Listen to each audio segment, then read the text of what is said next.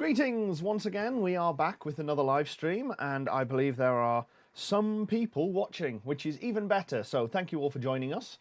We have spent today out on the drive trying to do lots and lots of little bits on the kit car.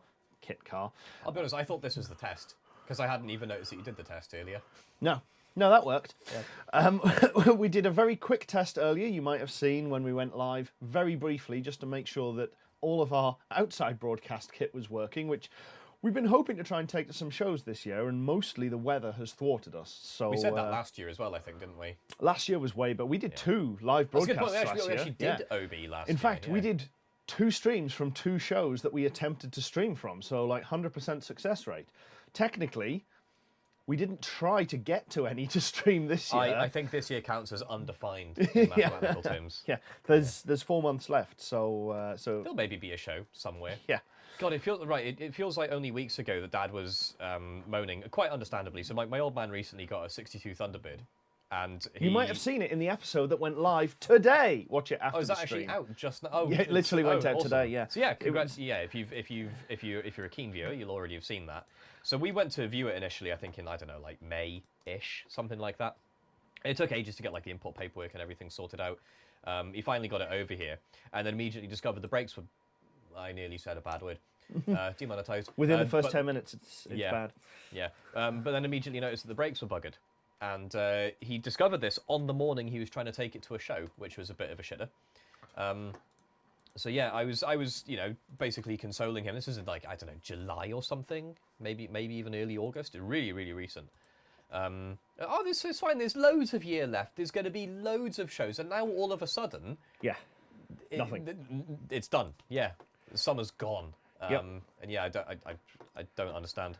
It's very strange. Interesting. I cannot get internet connection into this machine for YouTube. Every other site loads fine, but YouTube's like, well, you're offline, mate. Oh well. And then when I hard refresh, it's doing you a favour. Your connection is not private. You should reload. Okay. They're called your problems. So I reloaded all of the stuff, and it goes, yeah, no, you're offline. I'm like, I'm not. I'm literally. Do you know what honestly, mate, it's doing you a favour. The amount of YouTube you watch is unhealthy. They call it a diet, a machine-assisted diet. But yeah, it's been a while. Then I can't see the chat with anybody actually watching the stream. Oh shit, that's a good point. That's probably, okay, yeah. If you can't read the chat, I'll probably get my phone out so that one of us can. This is a much larger problem. Yeah. Okay, that's fair. Because we're just honking into the void at this point. I mean, situation normal. Situation normal. Okay, I've got PedalBox uploaded 2 new videos. PedalBox Live. Okay. This is thrilling content. Okay. All we've had so far is a first and a hello, so everything's fine, and the hello was us. So Fair far, enough. We're not missing any chat. This is good. Hi, Vix. I have just attempted to reload. I'm going to grab my little phone stand thing so I can... Yes, rather than using the Gridfinity boxes. Yes. Also, for some time now, I got hooked onto the Gridfinity system from Zach Friedman for storage of the everything.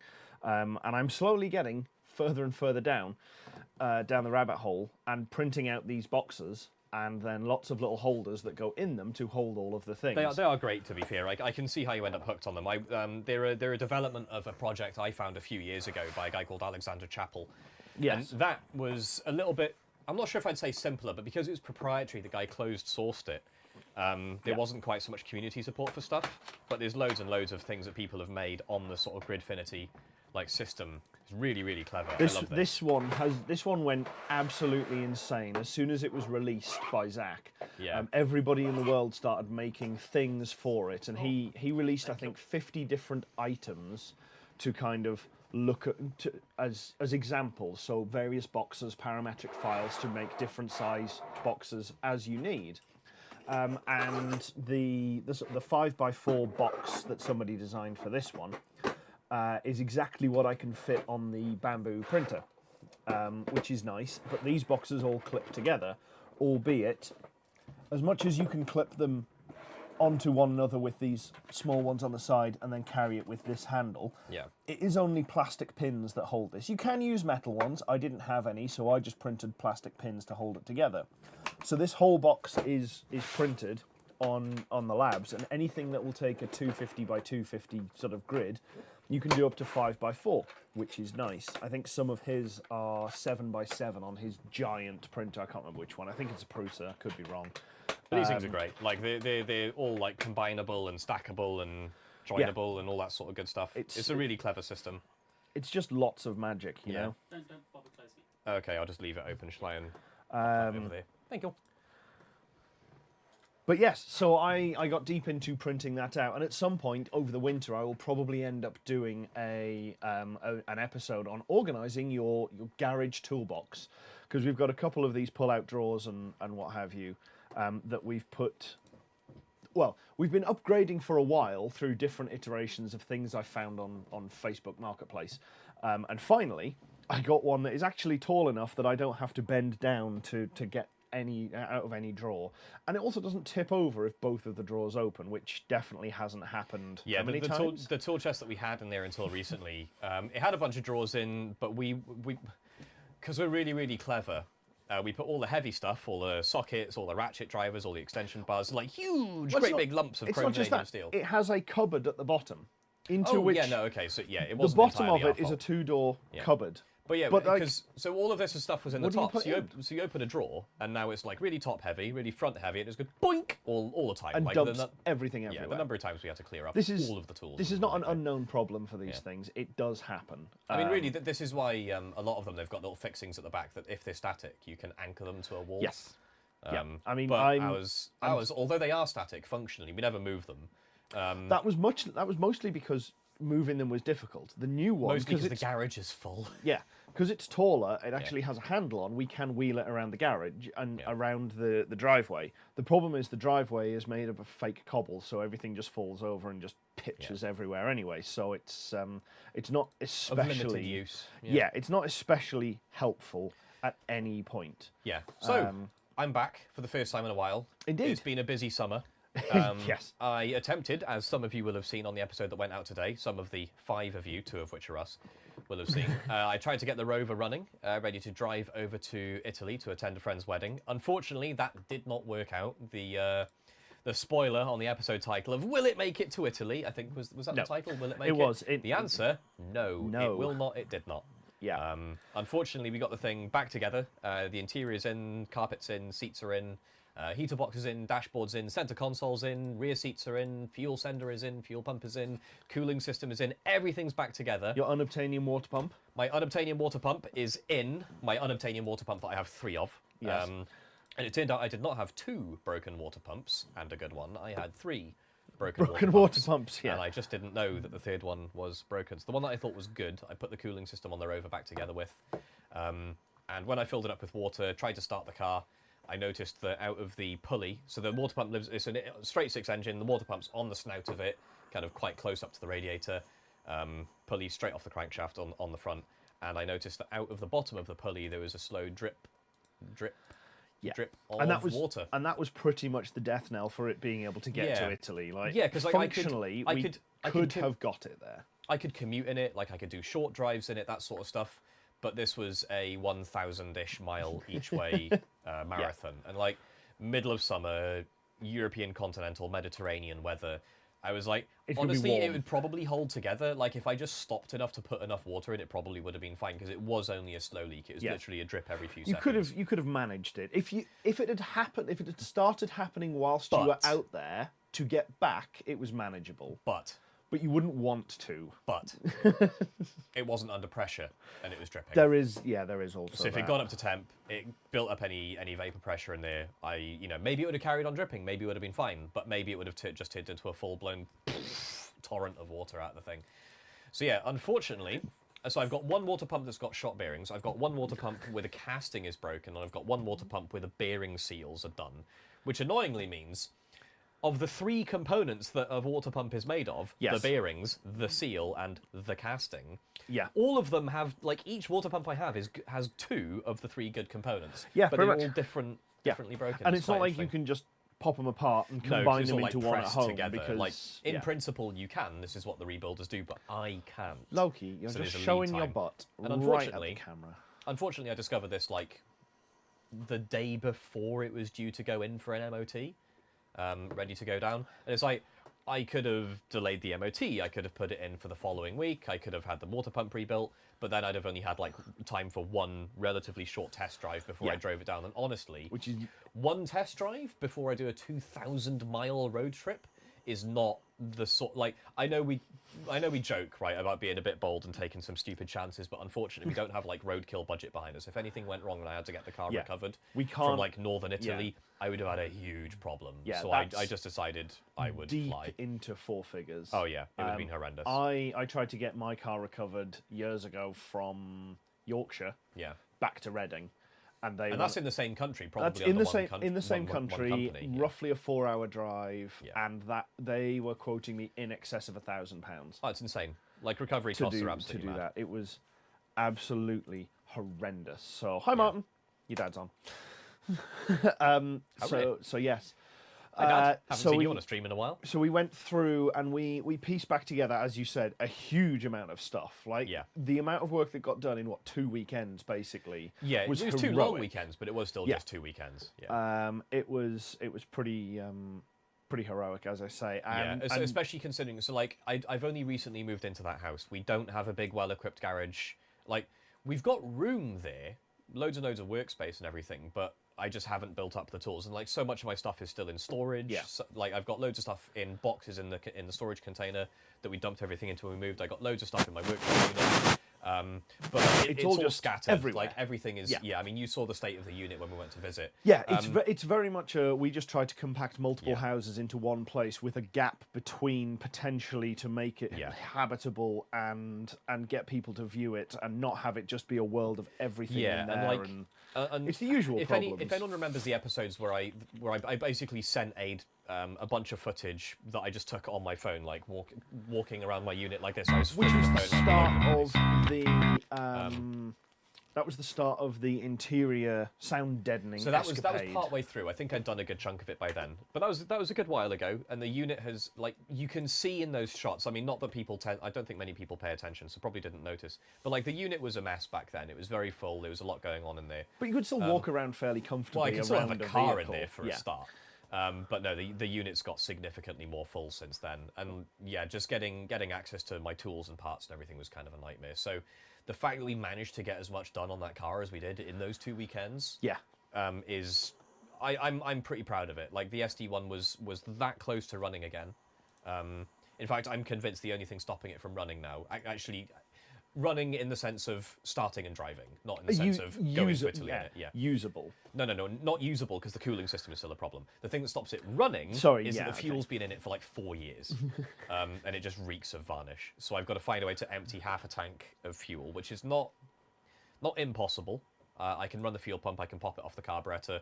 I just need a way to like safely dispose of it. I don't want to just dump it on the floor. So yeah, need to find a way to get rid of a half a tank of petrol. I'll tell you what it can't be used for. What? It can't be used to purge a carburetor and try and use that to loosen it up, which when John was over, which was the last time we were live, it was apparently 4 months ago today.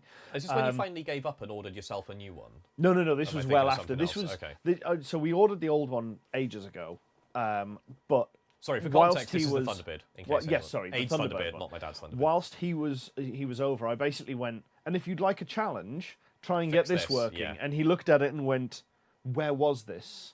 The swamps of Dagobah. Why did OceanGate bring this back from the Titanic? Yeah. This should not exist. And his recommendation was it might be salvageable if you just soak it in gas. Yeah. So I got an oil.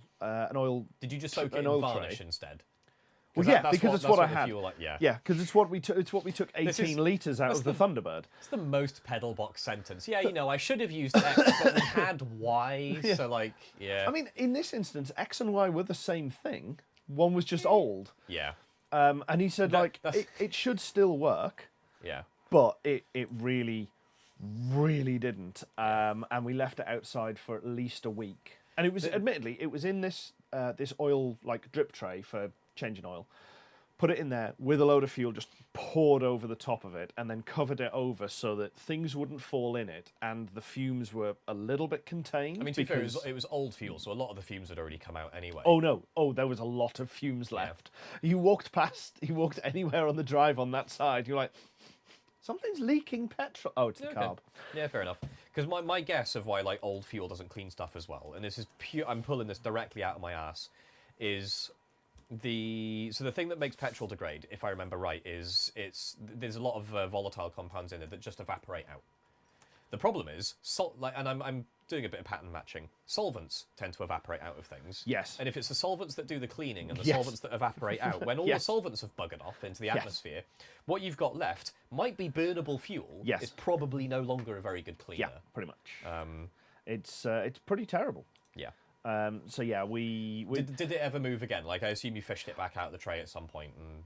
oh yeah, 'cause after I like remember the mechanism was completely seized. it was when we had it go. completely seized still. It did absolutely nothing. It cleans a little bit of crud off it, but Right. to all intents and purposes, it was done for. Yeah. And John did say it might work, and I was So- skeptical when he said that. Did you try again But I with fresh had- petrol? No, I had can't be- nothing not better to worth it, do is it? besides try it, Yeah. because I had a Duff carb that's basically ready for the bin, Yeah. petrol that is basically ready for the bin, and time. Yeah. So it seemed like a reasonable experiment. It doesn't work. Yeah. At least not on a carb that is that badly ruined. There are screws that are snapped off, so you can't easily get them out to remove the butterflies. I You think need to we- try and remove did we the show some of butterflies to this? try and release some of it. A little We bit showed of some it in the once, episode yeah. when we were trying to rebuild it. But that was a good while ago now, a couple of years back, I think. Yeah. But it yeah, was no, just that carb is done. It is done for, like absolutely done for.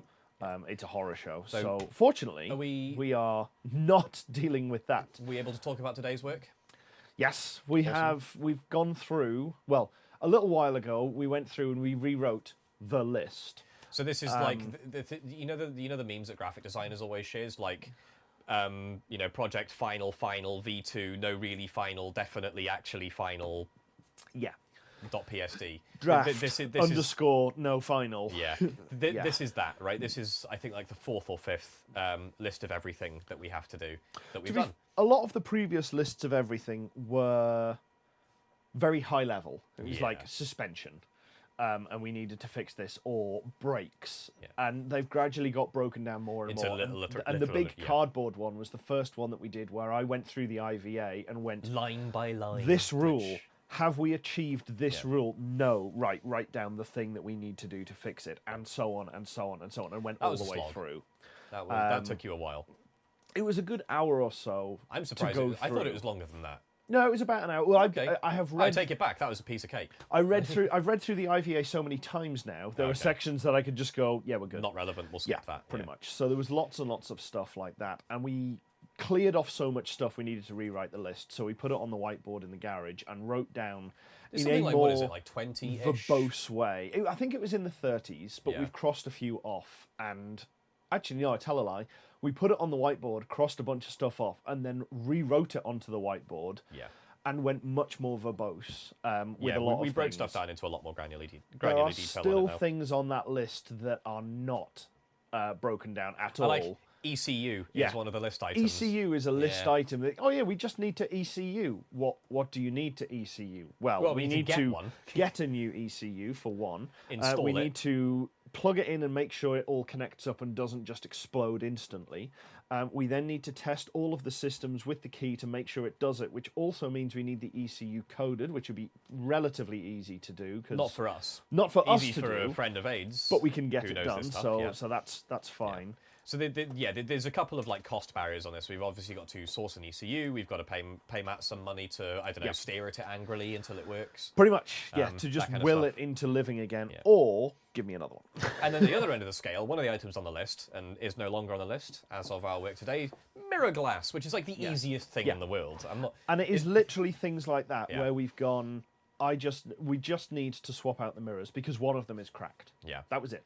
But And that it's was like- an item. That was a line item on the list. It feels Same kind of for goofy. Even tie rods. Yeah, We need to if- install the new tie rod ends because the other ones are duff. But It- until we actually know, we're never taking that suspension Never is a apart. strong word. Let's not yeah. say never. Never is in fact the incorrect word for that. But, like, it feels goofy to even mention things like putting the mirror glass in. But we've noticed there's a whole bunch of, like, and we've said this before, we've done this before, there's loads and loads of cans we've been kicking down the road for years. And, like, we've had the side mirrors on the car for, what was it? You had the frame together when I came back in 2020, post lockdowns and everything. Mirrors definitely weren't on No, then, they but it weren't was- then, but the they were rear end relatively was quick. done. So it must have been like 2021. Probably The mirrors 2021. have probably been there for 3 years, and that the glass has been cracked for all 3 of those years. And more. Yeah. Oh yeah, of course, because That's before it even went on. longer, right? So, and we've always been saying, well, it's not interesting video, so we'll just do it like We'll do it off camera. camera. We'll do it off camera. We'll do it off And camera. The general tendency is that anything we say we'll do off camera, we just never do. We either don't do, or I find much more important things that can be done off camera, like prepping a bunch of things we need for when Chris is over next time. So I'll get a little bit ahead and, okay, well, I need to work out this part of the plan, or I need to work out where these cables are going, or get things together, or order parts. Oh, I can't order those parts because I need to do this, Or making this. lists. Or making lists Which I of think what you we're do a going to fair bit do of, at the weekend. Yeah. So so like we've got loads and loads of these little jobs, like putting on drains for our scuttle in front of the windscreen. Loads of That like, little drain has been a nothing problem jobs. pretty much since we installed that scuttle and drilled that hole. And that was 2020. That was 2020. There is a little hole on each side in order to collect the water and drain it to the floor. Yeah. And there are 2 problems with that. One, The holes are too small, so they the clog all holes are the too time. small, so they clog. And when they do drain, We're spoiling future episode content. All of this is verbatim in an episode that's coming out in 6 months. yeah, pretty much. Even if it did drain through there, it would just drain to inside the car and probably flow into the footwell, so it's no good. So Or we've at been the saying, very least, it'll just be sitting on top of our plywood floor, which Is even if also- it doesn't come into the yeah. footwell, is still bad. So yeah, and there's loads and loads of stupid little bits like that. And today we basically made a point of, right, we're going to do all the stupid bullshit that we haven't really been putting it off. We've not been saying, oh, we can do, well, yeah, I've said, and I think I lied earlier when I said we'll do it later. We've never actually said that. We just sort of I've said it to myself. Okay, fair enough. A lot. Yeah. I'll do that tomorrow. And Yeah. then in a lot of instances, particularly with this summer, But it's rained. in any So case- we haven't. Yeah, so we've basically committed, right, we're going to do an episode where we just bang out an absolute, like, just rapid fire through as many of these little bits as we can. I think today we've got like 3 or 4 done. I think, where are we at today? So we've got We did. What did we get? God, we drains spent are in. hours out there, and yeah, we got the so drains hang done on that. To be fair, it's also been a social day. We've had a bunch of friends round. We've got a friend sat off camera. Say hi, Jay. Hello. There you go. That was Jay. Brought his EP3 Civic round, so we've done some work on his rear bumper because it was kind of sat funny after someone drove into him a while back. Bits and pieces. We've had a couple of other folks around just sort of saying hi. It looks like you're in the naughty corner there. It's just like pitch black around you because of the foam. Yeah. But yeah, so that's Jay. And yeah, we've been helping out with the Civic. We've been sort of showing him around the kit car, things like that. So we're not on our usual pace. Not that our usual pace is very fast either, but we're definitely off the pace a bit today. And like it's fine. So we've got like. We've got the drains in. We've done the side. We've done the side mirrors. We've been under the car, and this is going to sound really stupid. We've checked whether we've put the handbrake cable redirect for things. Tomorrow we printed these nice little guides, and we spent ages getting them right. And then for one reason or another, we didn't get a chance to actually fasten them in. My guess is it was I coming can't up to like remember 4 or why. 5 p.m. on a Sunday, and I was like, I have to leave for a train now. And we're like, okay then, and that's that. Yeah, like, probably it's pretty probably just reasonable. something like that. So like, but we've got these handbrake cable guides in the car on the cables, like in the right place. We just need to like drill some holes and rivet them in. Yeah, That's pretty much it. Oh, So that will be also I tomorrow. think we'd run out of rivets, riv nuts even. that was it. We Have had you to ordered order. riv nuts? Yes. Awesome. At least I found a load in the cupboard, so Yeah. sure. Let's just say yes. Cool. The ones that we did definitely run out of, which I haven't done anything about, is the M10s to mount the tow eye on the front onto Okay, the bottom well, of the cross. that's a future problem. cross member. But yeah, I feel like it's basically, more we got done today, but I can't remember what it was. we put the air filter on at last, which we printed literally years ago. Yeah, that was it. The air filter bracket, which printed- we've had for like 2 or 3 years. We printed the air filter, got that on. Jay's off camera like, we're still missing one. There was something else at the back of the car, but what was it? What else did we do? Oh, the exhaust Hangers. Yeah, the exhaust hangers were a triumph of great planning with terrible execution, because the exhaust hangers that we had. Neither of those. It was terrible execution. I grant you. It was not great planning. I planned. I ordered them in advance. No, you just said you planned, not that you planned well. Oh, okay. Yeah, fair enough. Audio's gone apparently, according to M. I'm not seeing anything gone. The question is, how long ago did we lose audio? Well, it just popped up because I am actually watching. Okay, so it's what, like 10, 15 seconds the of chat lag at the moment. Yeah, probably something like that. Okay, so we're in that fun no man's land now, where it might be fine. It might just be M. Oh yeah, I think it may be my headset. Yeah, right. We're probably in the clear. Let any of the other millions of viewers let us know if the audio's fine. You should be here doing audio. Yeah, Em, why aren't you here? Yeah, making why aren't sure you the audio here, Em? works? This is your fault. Yeah, if you were in the building, you wouldn't lose audio. No, I'm going to stop doing that now. You really should. So yes, the exhaust hangers were a triumph of planning that resulted in very terrible execution, as far as I'm concerned. No, I think what we've ended up with is actually pretty good, to be fair. I still haven't been able to find that part number. Interesting. I looked it up. Exhaust hangers, current state. The exhaust is Broken. held in by. I mean, no, not anymore. They're no longer broken. No longer broken, held together with zip ties. Yes. Correct. So we've got like rubber hangers. So basically in the chassis we've got. I'm not sure how it's best to do this for the camera. We've got 4 pins coming in from the chassis. The exhaust Hang is on. held up on 4 Imagine pins. this is the back box, or that one, because it's probably Yes, lighter. let's go with that. So this is. I've got a lower third. Is that what's called a lower third in It is. production terms? So this is our back box. Off each end of it, we've got 2 little pins, little metal pins. I cannot possibly wield that camera at the same time as doing this visual demonstration. Hang on. Oh my god, how many visual aids can we throw at I've this got one very pins! simple problem? I still have to hold these. These are no better than my fingers. Anyway, off each end of the back box, we've got 2 pins. Like and these? They go into little rubber hangers that themselves go into two pins in from the body. And the rubber hangers, they've been sat for a few... we've now gone to this just as I've given up on the idea of actually doing the visual demo. So, back box, across the car, there's front, back, sides. Back box has 2 little metal pins coming... See, this just doesn't work. I'm giving up. I'm giving up. So yeah, we've got hooks coming out of the back box, hooks coming in off the body, and they go together via these rubber hangers. Totally normal rubber exhaust hangers, all fine. The problem is, it's been sat for a couple of years. We've noticed, I'm not sure if it's like the weight of the exhaust or something. I'd be kind of surprised, because it's not a very big, heavy exhaust. It's not a very heavy exhaust, but the even rubbers... with the downpipe, which isn't really a downpipe. Which is also supported quite close by. Because it's in a cross pipe, but yeah. But yeah, anyway, the rubber hangers have all degraded. They've cracked, and they've basically stretched quite a lot, right? So you've got the 2 pinholes where... I keep getting confused about where... Because I can see the camera output on a screen over there. So you've got the 2 pinholes in these mounts, and over time they've slowly opened up, and the exhaust has just kind of done this and lowered in the car. And as a result, the tips then ended Are actually up sitting hitting on the diffuser. Yeah, they're sitting on Which, the diffuser, which is a bit on its annoying. own isn't a problem, but obviously when you're on the road, it means that it'll be bouncing and slamming on the diffuser and it'll sound like shit. So we were like, okay, we're going to get some new exhaust hangers in. Awesome. We've got one nice red. We've kept calling it a polyurethane hanger. I don't think it's poly. I think it is just red rubber. I just searched for... Cause I know it came off the TT. Yeah.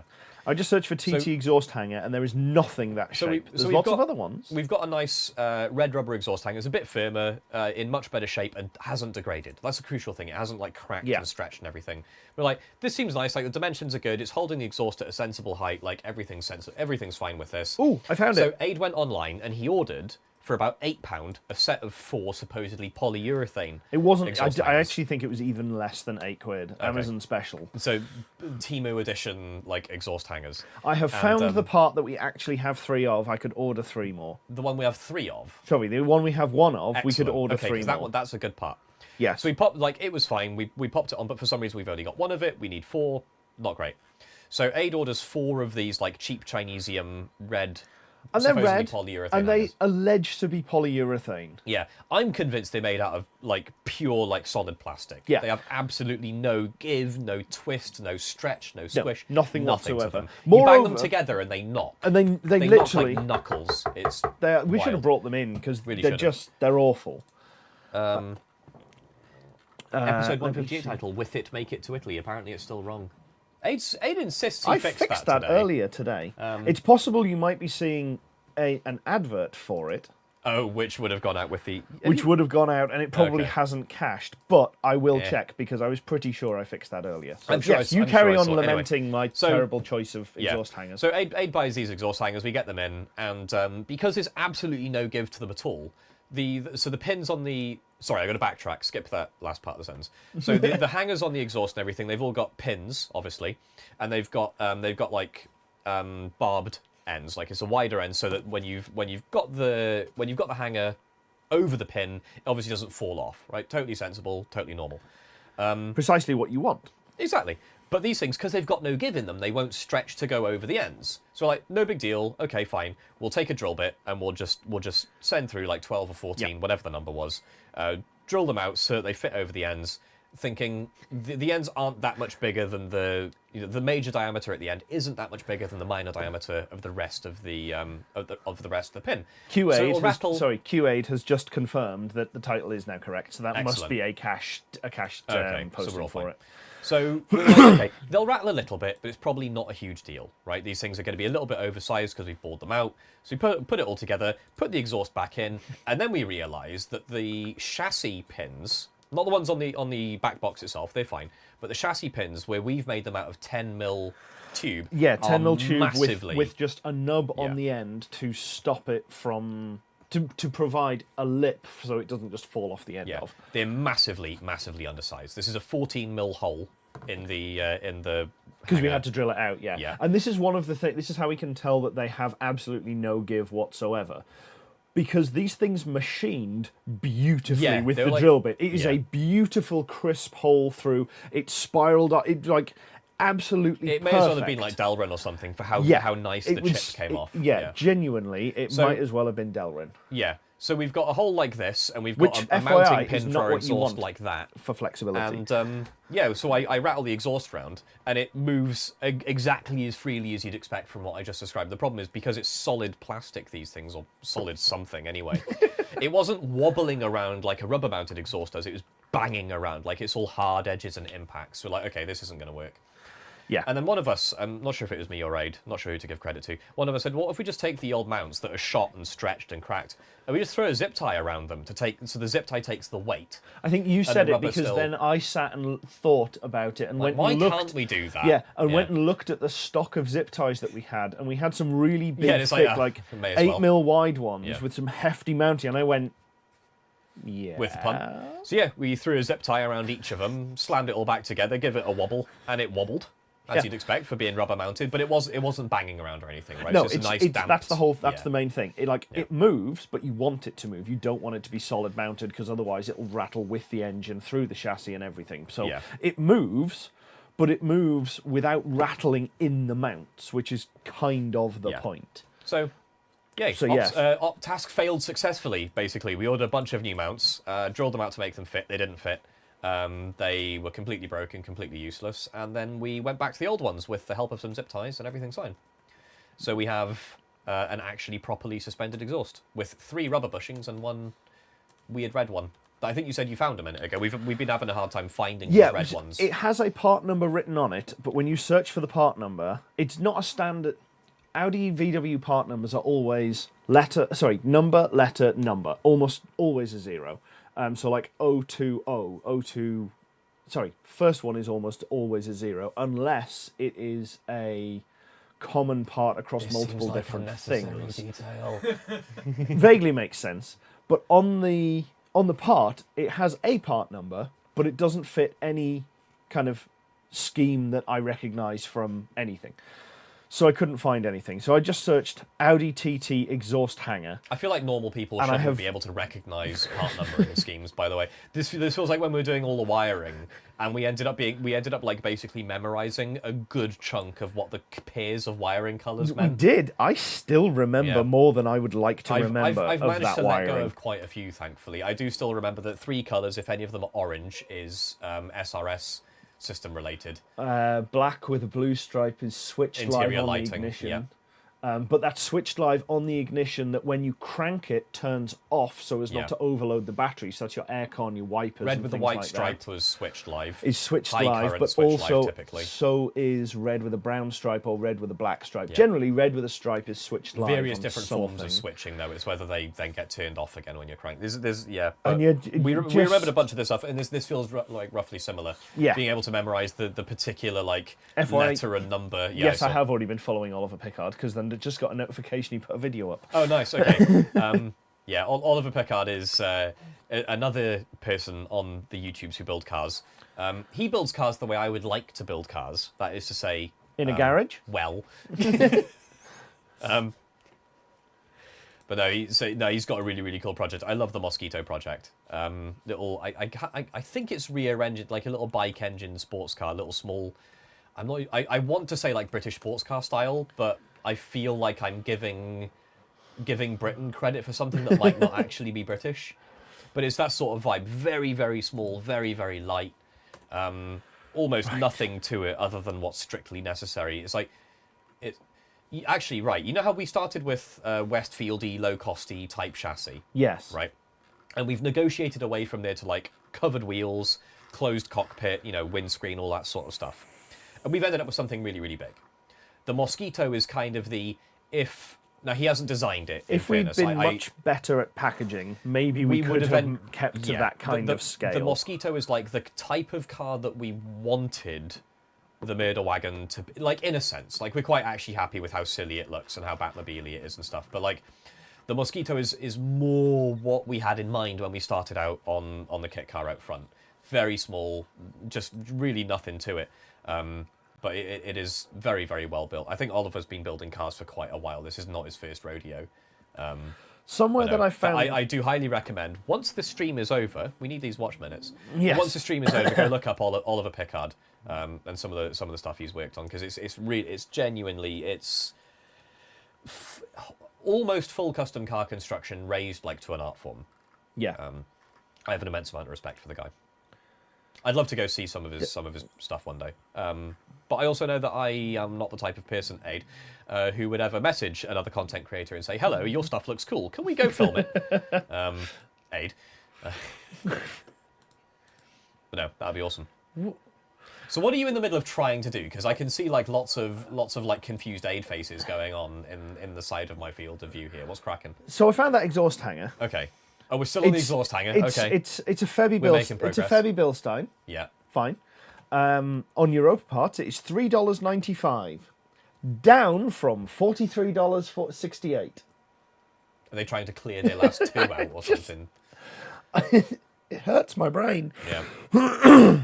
Yeah, and that just fractured me, because even on eBay they're listed at nearly 20 quid a pop. We're up to 12 viewers now somehow. What's going on? That's an anomalously high number. I don't like it. Because I'm here. Everyone's here for Jay. Quick, get the camera back on him. No. It's fine. The red light's not moving. We're all good. But yeah, so I will order some of these, not from eBay, at nearly 20 quid a pop. I mean, I think what we have with the zip ties is actually pretty good. I think we're in a good place with that. It does kind of sit, but we only have three We of also have those three left. and one. We've Yeah. got three rubber ones with the zip tie. We've got one of this like nice red Febby Bilstein hanger. Yeah, so. and I don't know what the other ones were, Okay, so at we've all. got So- a white knight. so I have no idea. We've got an ash. There was meant to be a notification went out earlier to say that we'd be going live. But we suck. Well, I Or saved did you it. actually schedule it? I scheduled it. It was Okay. one of the times when I came back in from working to look at stuff, and most of the schedules for social media stuff was like, "Oh, you want to schedule this for tomorrow, right?" Actually, no, I didn't plan that far ahead. So I always end up setting it to today and then a few hours time, and I wonder. Has it 'cause gone to I'm just- tomorrow? Yeah, has it reset to tomorrow when I did something? Yes, it has. So I guess I can cancel that. You get more viewers when you don't schedule it. Apparently looks like, so. yeah. Lots of people Like will be like, "Oh impromptu bloody video. hell, I'm gonna go out and make sure that I can't see them." Oh shit, Jackson. Hey, dude. Yeah, sorry for missing you. I think it would have been... Was it last weekend, I think, you were in the area? I can't remember if you actually came down to Reading or not at all. Never mind here. Yeah, Jack, dude I did Monte Carlo or bust with. Ah, used that live in Jack. Halford. That Jack. We need to talk to Jack about it. I don't know if you're still sore about that car having gone some interesting shapes up in the hills of Wales, but I would love at some point to have you on the show talking about your entirely custom designed camshaft that you put together on that B, which, if I remember right, you did a whole bunch of like CAD and CFD work for when you were in your thermodynamics course. I might be inventing memories here, but As one does. as one does. But yeah, no, if I am remembering that correct, then fuck it, even if I'm not. Yeah, it'd be cool to have you on sometime. But yeah, no, Jack was down in the area. I can't remember what it was that he was due, but I think he was picking up some car parts or something from someone in Reading. He was like, Right. "Oh, Chris, are you in Reading this weekend by any chance?" I'm like, as it Just happens, disconnect. I should have been. As in my laptop from the screen. So, okay. Yeah, unfortunately, I ended up in Prague quite unexpectedly for something entirely unrelated to cars. I don't know who exactly we've got viewing, but if anyone here plays a bit of the video games, I was away in Prague in the Czech Republic playing Factorio with Vube Software, the developers of the game, trying out the new expansion pack. So that was quite fun. And I'm not allowed to talk about any of it, so don't bother asking questions in chat.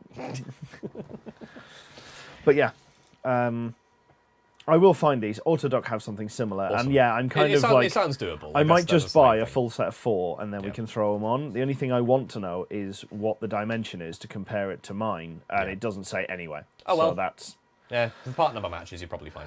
yeah, pretty much. Plus, if it's too big, we can always. There is a bit of room in the middle. You would We just can zip crush it just with a- zip with a tie tie. it down. Yeah, exactly. We'll take Fine brand adjustments. new exhaust hangers. Just put another click on Yeah. it. I just want Yeah. it just raised a little bit. I don't think we have that kind of fine tolerance adjustment. No. Yeah, that. At least we found it. I will take that as a win. I'm going to post it in our. We should remember this that we never look at on the Discord. What? Yep. Notes I have and junk. genuinely no idea where you are at the minute. Yeah, so my Prague beer is in the fridge open and going, oh shit, yeah, I forgot to drink my beer from Prague. The NDA does not prevent me from saying it was fun. I can definitely say it was fun. I mean, to be honest, there is actually a bunch I can talk about, but I feel like would it be irresponsible to turn this into a Factorio stream? Probably marginally. The audience say it's good. Yeah, the audience of 1 of 2. I think, I've been known to partake in a small amount of Yeah. Cractorio from time to time. I definitely can't plug the laptop in and boot the save up though. That's one no, thing. that would probably be frowned upon. But no, it's very, very good fun. A lot of the things people are worried about, they shouldn't be. And I think it does the job of a lot of the other overhaul mods that add like lots and lots of tiers of stuff. It does that job in a much nicer way. But I'm probably going to, from time to time, aid hours and hours. Hours and days. Yeah. Days and weeks. Oh dear. But no, it's yeah, that was good fun. But yes, Dad, you are more than welcome to take care of the rest of my my £3 beer. Yeah, in the airport on the way back from Prague, I was looking around for some gubbins to bring home. Yeah. And what do I walk across other than an entire fridge full of various different beers? Standard like 4-ish%, 7-ish%, 10-ish% beers. Yes. For the modest sum of 90 Czech crowns, which is give or take £3. Yeah. For a 1 Sounds about litre right. tin of beer. I'm like, that is an unreasonable amount of alcohol to have for £3. I love it. Are you going to get it, Loki? Car-related question then. The Rover door cards, I mentioned it, unobtainium. Are they difficult to fabricate new ones? It's difficult to pull a mould from them because they're old floppy, like paper mache crap. So like actually getting a good, decent shape mould from them would be really, really tricky. Yeah, you would have to they're not- have a perfect one in Yeah, exactly the right and- shape to make sure you got the right mould from, which was, Yeah. Yeah. Somebody Now- on the video actually commented today that the trick with them is to just coat them in epoxy. Oh yeah, no, I've seen I was most like, people do this. The problem is, as that soon as the probably epoxy is. cracks, you've now added all that thickness. You can only do this like once or twice. Yeah. And as soon as it gives anywhere, you've lost it all. And unless you're reinforcing the epoxy, which in Yeah. fairness, you can do. It's a relatively common thing to reinforce it with like glass fiber. So you basically have a fiberglass layer on Yeah. your door cards. Just sprinkle you totally liberally can. some fibres Yeah. across the back and then layer it up again. And yeah, like the problem in my particular case is because my cards are already distorted. Any reinforcement I put Yeah. on, Is- like it's difficult to guarantee Yeah. if it'll come out flat. You're potentially reinforcing the Yeah. distortion for one. Now, at least the thing I've got going for me, so there is like a flip side, is that they are basically flat. There's not much in the way of curvature on these things. It's mostly flat pieces. There's a couple of contoured bits, but it's a little bit. I don't want to invoke the name. They're a bit Cybertruck, right? There is some geometry, but it's all flat stuff. There's no big like sweeping curves or anything that would be a big pain to match. The only time the Cybertruck has ever seen a curve is when it got scared going down a highway. Yeah. So yeah, it would be doable. In fact, actually, Dad's probably watching this and having flashbacks to a story. Because I'm not the only SD owner in my family. If anyone remembers my my little story time episode from a few years ago, I mentioned that my old man had SD1s, which I think is where I got the bug. Like, I think SD1s are they're a genetic disease that they are actually heritable. So my dad's had them for forever. There's actually a picture of me as a baby on his lap in his old white, I think it was a Series 2 2600 called Smudge. And yeah, so my dad's probably watching this because as an SD1 owner, he's been through all of these problems. The door cards going wrong in SD1s are not a modern problem. They've been doing that since forever. And a while ago, he had an opportunity, and I can't remember what the company was, or if he's even told me, but he had a chance a while ago to have a batch of brand new door cards made up. The catch is his cards weren't great, so he tried to go out to the SD1 community to say, look, I've got this opportunity to get these door cards cloned. Does anyone have a good set that I can use to have turned into a pattern, to have turned into some door cards? I'll give you them back. They'll be in good nick. And I can't remember exactly what the deal was that he was offering. It was maybe something like, you can have a fresh set for your troubles, something like that. Here, have a spare. And the problem is, at the time, the SD1 community in the UK was basically a big bunch of bellends. And no one was willing to do it. Like, everyone wanted him to buy their door cards off of them. And he's like, I only want, like, this is just to get some like, this is for the good of the community. Similar sort of ethos to where I am, right? Where anything that I can, no one was prepared to loan them. That's basically the long and short of it. Pretty much. And yeah, I will say, thankfully, the SD1 crowd seems to have got a lot better since then. Because they're all getting, it sounds like they're all getting desperate and going, oh God, we need to help each other now. I mean, well, maybe, but I think also a lot of the sort of curmudgeonly old people have like aged out of it. And I think there's a sort of younger crowd getting into them now. And for better or worse, and I think certainly in the sort of more YouTubery half of the car world, there's a lot of butchery happens with loved classic cars, because mostly now it's people who don't remember them from when they were young, and it's not people who've like had them as like a poster car on their wall or something. They don't. It's a different kind of love of cars. It's not a love of that particular car. It's like, this was a cheap thing I could pick up on eBay. Sorry, kind of deal. Vix has just alerted me to the Dreamies counter in the corner. Yeah, and unfortunately, that set of door cards that Dad got from Renee Winters is not a very happy set of door cards. Not anymore. No, they've suffered over the years, I mean, it happens. Yeah. But yeah, no, the SD1 crowd seems to have mellowed out quite a lot. The club group is a lot more social. They're a lot happier to see like modified SD1s. There are some absolute howlers out there. And for the most part, the attitude seems to be, I can't say anything nice. There's nothing nice to say. I will not say anything at all. For quite a few of these modified cars, just 3D print some. I am not on first name terms with Ivan Miranda and his 3D printer that I couldn't get in my arm span. That's Loki's adorable there. I love it. He knows exactly what's good for him. The issue with 3D printing, unfortunately, is the same as the issue with anything else. It's just getting a good model. Like the number of measurements and stuff that I'd have to take is pretty extreme. Although it's something that I've been toying with for a while. Is the idea of reproducing kind of from scratch.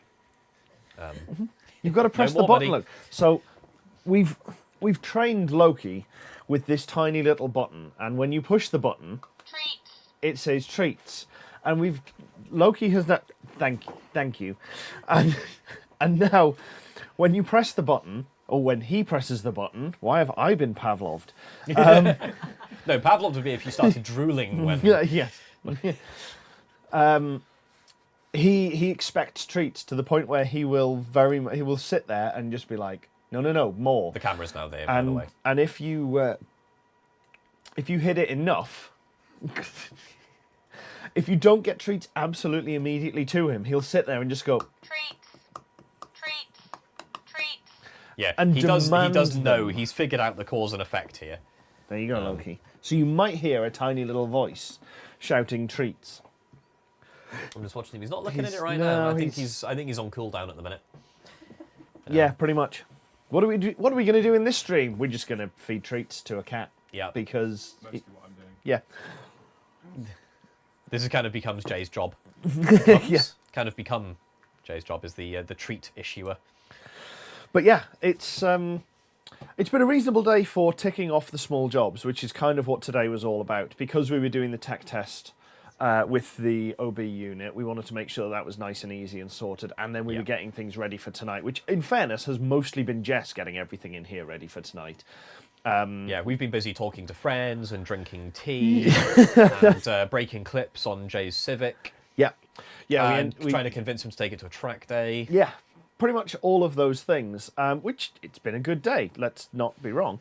Yeah, to be fair, if you advertise the stream as we might actually just get an enormous amount more viewers. Yeah, not wrong. Pretty much. Next time we'll just put up this image that's on screen right now with Loki just sat there looking hungry. Or in I was fact, thinking majestic, but no, hungry's probably actually hungry more is accurate. yeah. Thing is, all of the cats just free feed. I love When how they on that want to camera eat, he's just they a void. do. Yeah. Like Yeah.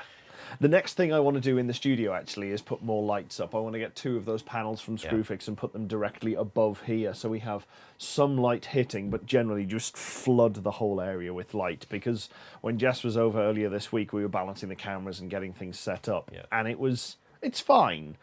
But I keep looking at it on the stream and going, it's a lot brighter in here, it's a lot whiter in here, and it could look better. So. Is that not just like an exposure setting? I do love, by the way, that on the stream it all looks a bit sort of greeny yellow, and on our little like monitor screen just above the camera there, it looks almost bluish.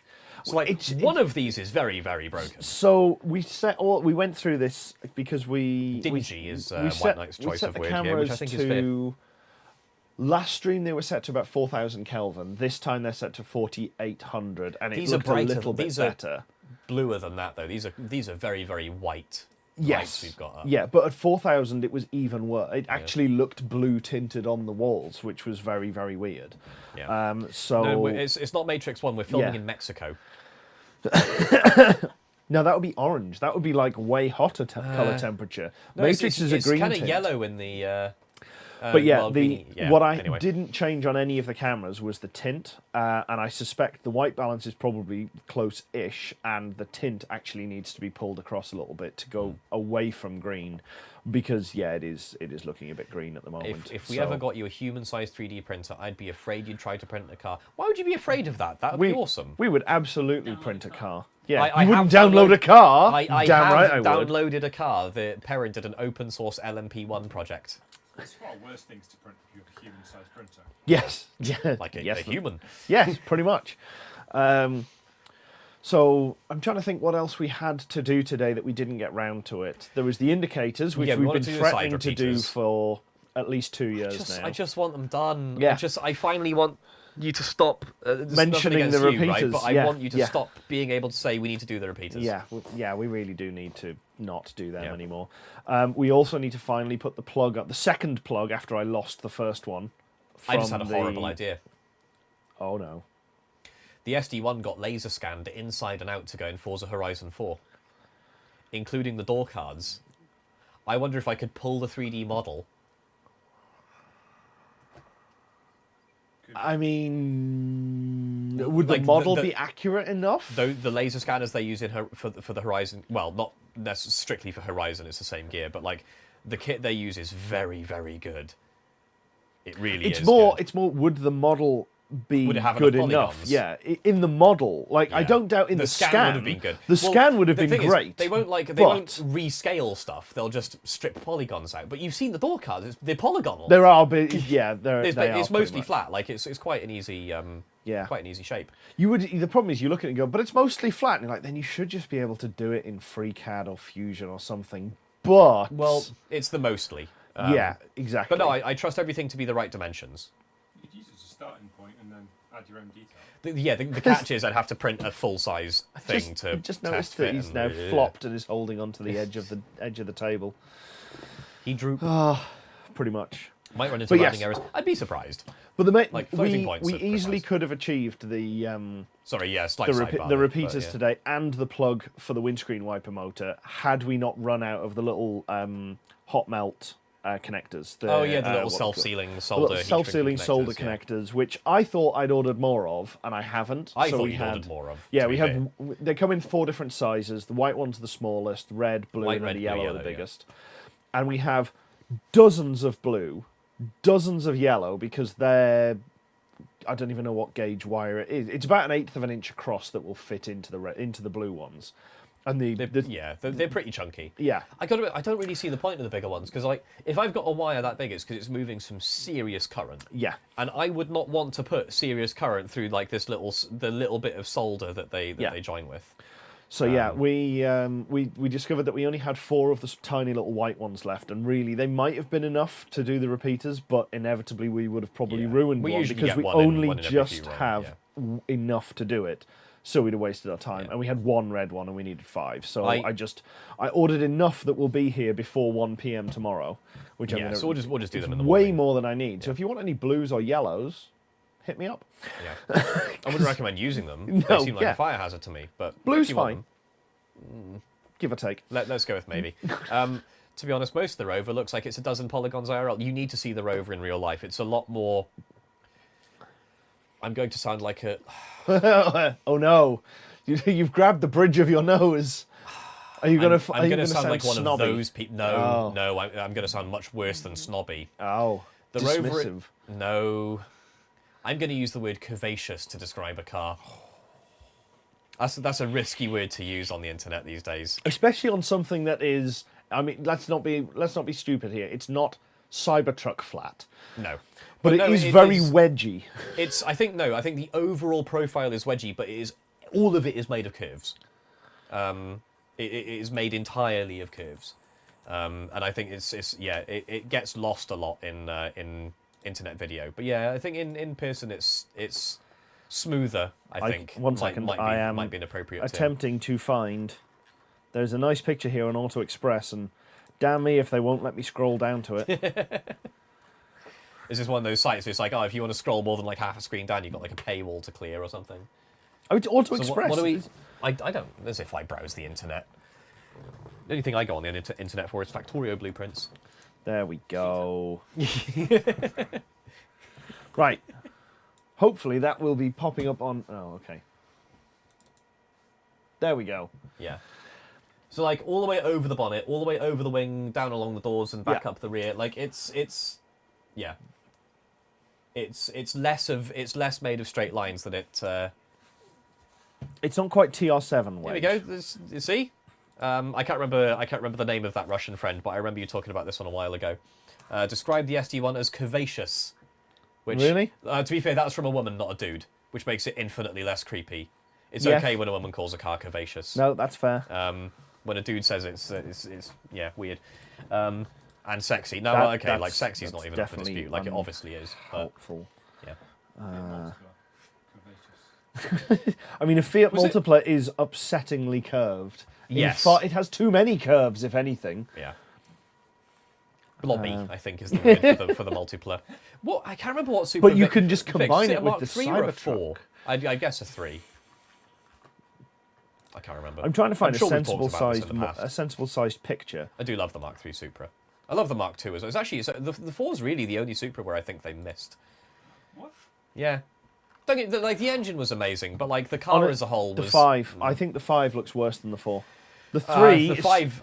The 3 is nice because pop-ups. I have opinions because I don't 'Cause it's a really Z4. feel like the 5 is a Supra. I know it says Supra on it. I know it's got a Toyota badge. Blah blah blah. But it's a BMW.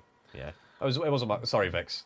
Yeah, I'm like, well, I think the 4 is the only one where they really missed. Vix like it was Mark 4. I'm like, oh, there we go.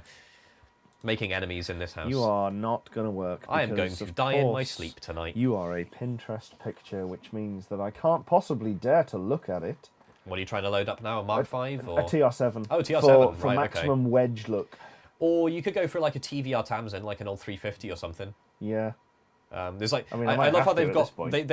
they've got a whole category to themselves on piston heads. If you go to the piston heads classifieds, You can search for manufacturer, blah, blah, blah. You know, TVR is in the list, obviously. I think Piston Heads once upon a time was a TVR group. Yeah. And then if you go to model, you've got, I can't remember all of them off the top of my head. You've got like Griffith, Tamsin, blah, blah, blah, blah, blah, blah, blah. And there's just a model in Piston Heads for wedges. And it's all of the TVR wedges. Yes, that is definitely wedge. Yeah. But in fairness, also made of curves. It's still surprisingly curvy. Yeah. But And I think that's the part that I do think if Tesla... it looks weird with this massive black bumper on Performance the back. inhibitor is what you call those. The big rubber performance inhibitors. Yes. Um, Made for the American market. Can't Yeah. you just tell? I But think yes, all of the them, yeah. when I found my mouse pointer, it does look for something that in your mind is like, oh yeah, it's just a big triangular wedge. Yeah. There are very few curves to it. Having had to cut it out with the I was going to with say, with the the tool. T-shirt you've made, thank you for buying one, Dad. The T-shirt you've made with the PedalBox fleet on the back of it, where you contoured around the Mark II and the SD1 and Yes. the T-Bird. Yeah, having had to do that and do it again with your one for the cover image of the episode that went out today, because I Yeah. realised I didn't have the little small one. There are a surprising number of straight edges on it, Yeah, but mostly it is the rear window, yeah, the front window, yeah, where the sunroof is, yeah. and that's about it. Like around the spoiler, that's Yeah. kind of Yeah. it. And obviously the underside, like duh. Yeah, it was one of those. Oh, there's not as much as I thought. Not as many straight lines as you No. thought, yeah. Or rather, there's more straight lines than you thought. Yes, They're all yes, just yeah. very short and connected like that. Yeah, which was a pain. Yeah. But no, But it's it's yeah, fine. it's curvier than people expect. Make a fleet hoodie with a Golf SD1 T-Bird, and Dad will have a couple. He's a good The supporter Golf, of the channel. the I SD don't- Your Golf, presumably, the SD1 and your T-Bird. Yeah, I mean, So well, they're the same thing, but on a hoodie, I think. oh, on the hoodie, yeah, Yeah. yes, that needs to be added in to the. Well, now that winter's coming, which is funny Yes. because we'll be wearing that like round of merch Yes. this winter as we're filming for the episodes that come out in summer. Yes. And we'll be saying things for the episodes that come out in like July of like, now the winter's coming. Yes. Uh, Whoops. and a But yes, GTO. speaking of new merch, Yeah. check out my OnlyCams, which was, and I For said as this. little as $1 a month, you can join. Yes, my you can join my OnlyFans. OnlyCams. I said this to myself in my mind, not even out loud, and Yolanda knew something was up because I started tittering. Just yeah. And then I spent 4 hours making this shirt, finding this cam profile, cutting it out from the image, and doing everything else to it. The other one that I made actually has the right colour text, but obviously it's on black, so the grey wouldn't have worked. And I didn't want to do it in white because they'll just get really, really dirty. So yes, this arrived yesterday morning, which was quite pleasing. So yeah, I now have a couple of these, and you can buy them at shop.pedalbox.show. And hopefully they might arrive a little bit faster than the last ones. Is there quite a turnaround time? Because of the way Printful works, Yeah. when you buy from the shop, Yeah. you don't pay Printful. Okay. You pay me the whole amount, Right. less whatever the merchant fee. So I use PayPal, so there is some sorry. merchant fee. Yeah, so I yeah. get the whole amount from your payment into the PayPal account. Yeah. And then Printful bills me Right. for the cost of materials, shipping, printing, whatever. It's quite odd, but Because I had no means set up, because I thought naively, oh, so they billed and they'll they couldn't just take send the money, me the so what's they, left. Right. Because they couldn't take the money. They order didn't sat get on processed. sat on it and just Okay. didn't process it at all for like 2 weeks. Love and, it. And then I got a message from the buyer going, "Is everything okay?" Because they'd happened to see me walking around in the Weld, Frown, Grind, Repeat one Yeah. at Radwood last year, Right. and literally bought 2 T-shirts and on they just spec. never arrived. And they took 2 weeks. They never turned up. Okay. So he messaged me. He was like, "Is everything okay?" Yeah. I was like, "Yes." Give me a minute, and then had to go Yeah. through all of this and I've- set it up and got it sorted. So now it should just work. Right. But it was one of those things like I didn't think through how this operation works. I'll and I be should honest. Like, have. I'm obviously viewing some of this stuff from the outside. I, as most of you know, like I live away now. I'm not here all the time. I have a full-time job. I recently bought a house. Like all that sort of stuff. So like I'm distracted. Being responsible. Distracted might be an appropriate word. And so I'm like out the loop, so I've got a bit of an outside view on it. But from what you've been describing so far, I'm not like, dare I say, I'm not particularly impressed with the services of a certain merch organisation. Yeah, I don't know, like, I don't know how far I can push that one. But well, I mean, actually, we're a paying customer of theirs. We can say what we want. They're not sponsoring us. Yeah, we pay. So I think our last T-shirt sale, we made 74 pence of profit. Yeah, because their pricing structure is extremely not obvious. It's not so much that it's not obvious, it's that they list the amount that it will cost you and the price as X VAT and Inc VAT. Which is non-obvious. But is not obvious because they don't label it either way. Yeah. You would assume that the retail price will be including VAT because they'd have to charge VAT. Perfectly fine, absolutely reasonable. But when you say, I want to look at the cost of the T-shirts, for example, you can choose whether you want it Inc VAT or X VAT because they don't know what your tax arrangement is, and that's fine. I have mine selected to including VAT because I'm not VAT registered, so why would I have it any other way? Fine. And when you go into the design, it shows you all the cost of the garments, Inc or X. But when you go into the design and then the pricing of those designs, it defaults to X VAT in the costs and Inc VAT for the retail price. And I was onto the support for 2 hours trying to clarify this the other day. And the end result is you can have a product that they tell you costs... Let's say you have a T-shirt with printing front, back, and a sleeve or something, and it's going to cost you 15 quid. That's their claimed cost to us. That's how much we buy from them. Yeah. To sell effectively, it's less depending on what you're doing. And we set the price at 25. Right? So that sounds like there's £10 in there. Yes. That we can turn into car parts. However, you're going to lose VAT out of that, which is going to be the better part of a fiver at 25 quid. So you're down to 20. And then if you have, depending on the shipping that you put in, if you go, well, at 25 quid on a £15 thing, of course I'll do free shipping. That seems perfectly reasonable. Yep. So you lose nearly another 4 quid. Yep. So your £10 profit margin, which you think, that will help me build my car, is £1. If that. And you're like,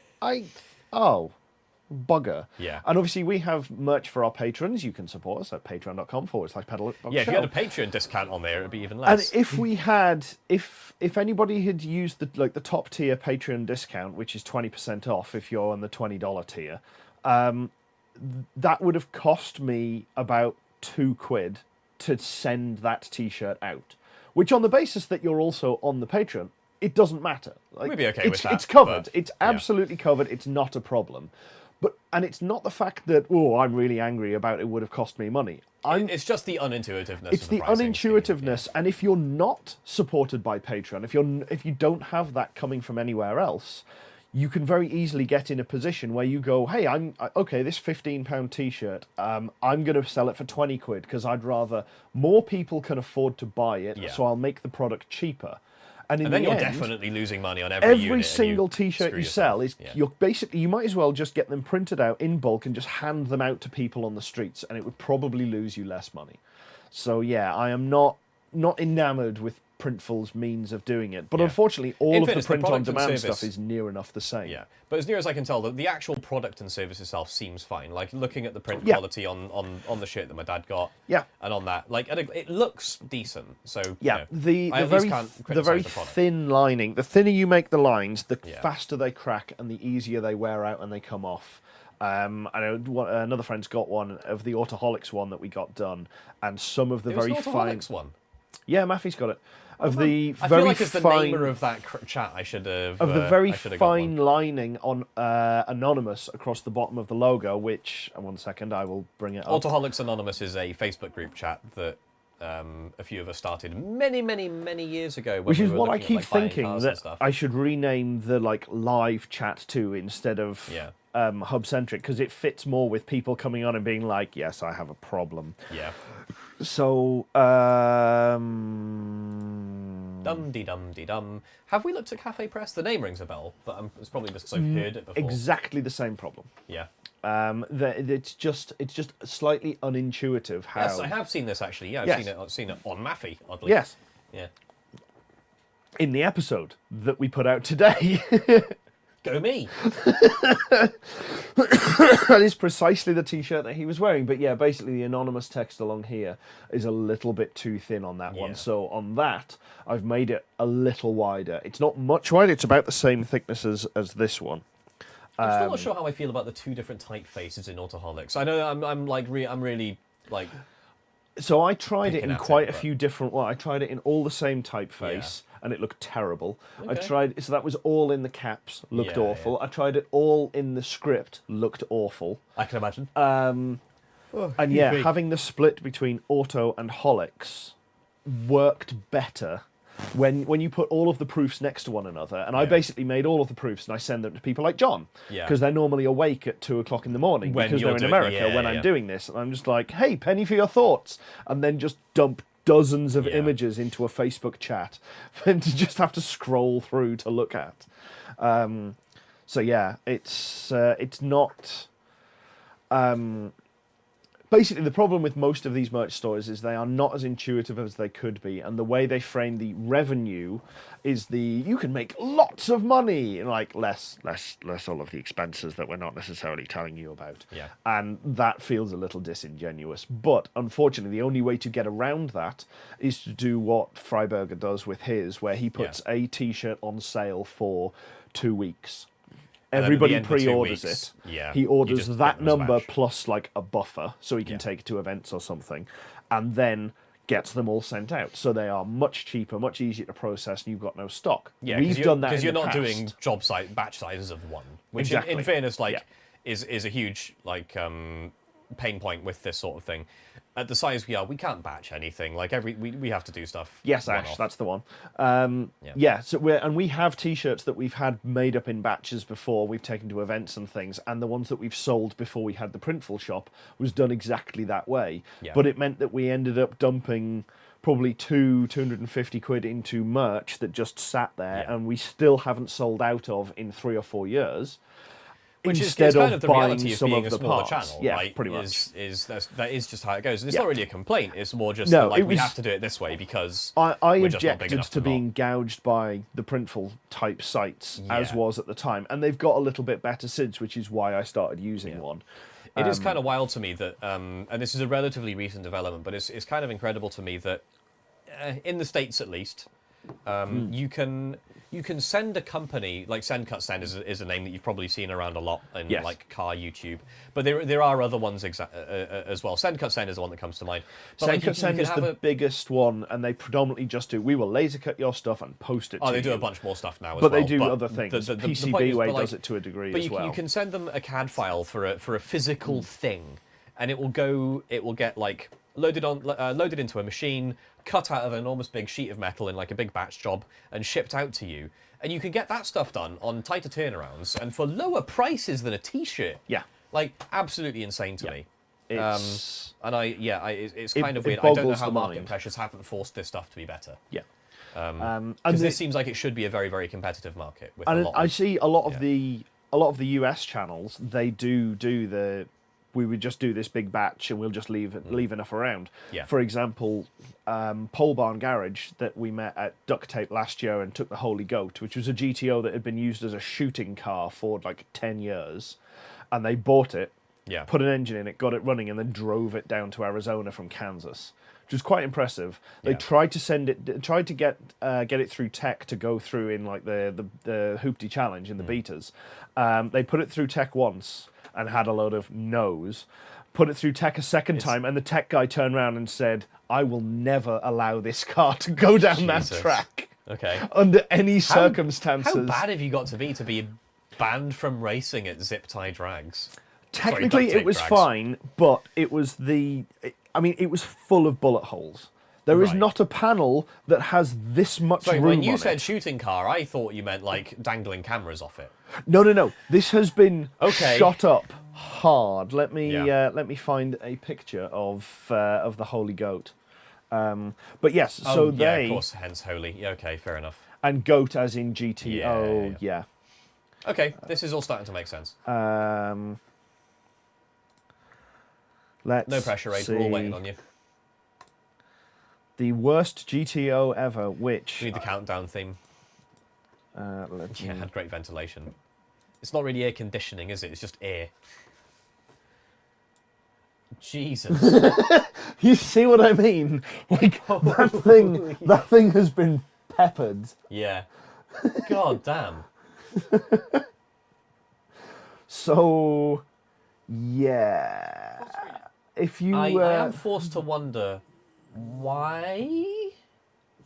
it was just on the thing, and they just started shooting it up. But practically speaking, they they put an engine in it, they made it run, drive, and they drove it from they're up like Kansas City way, I think, and they drove it 1,000 odd miles down to Tucson and back again.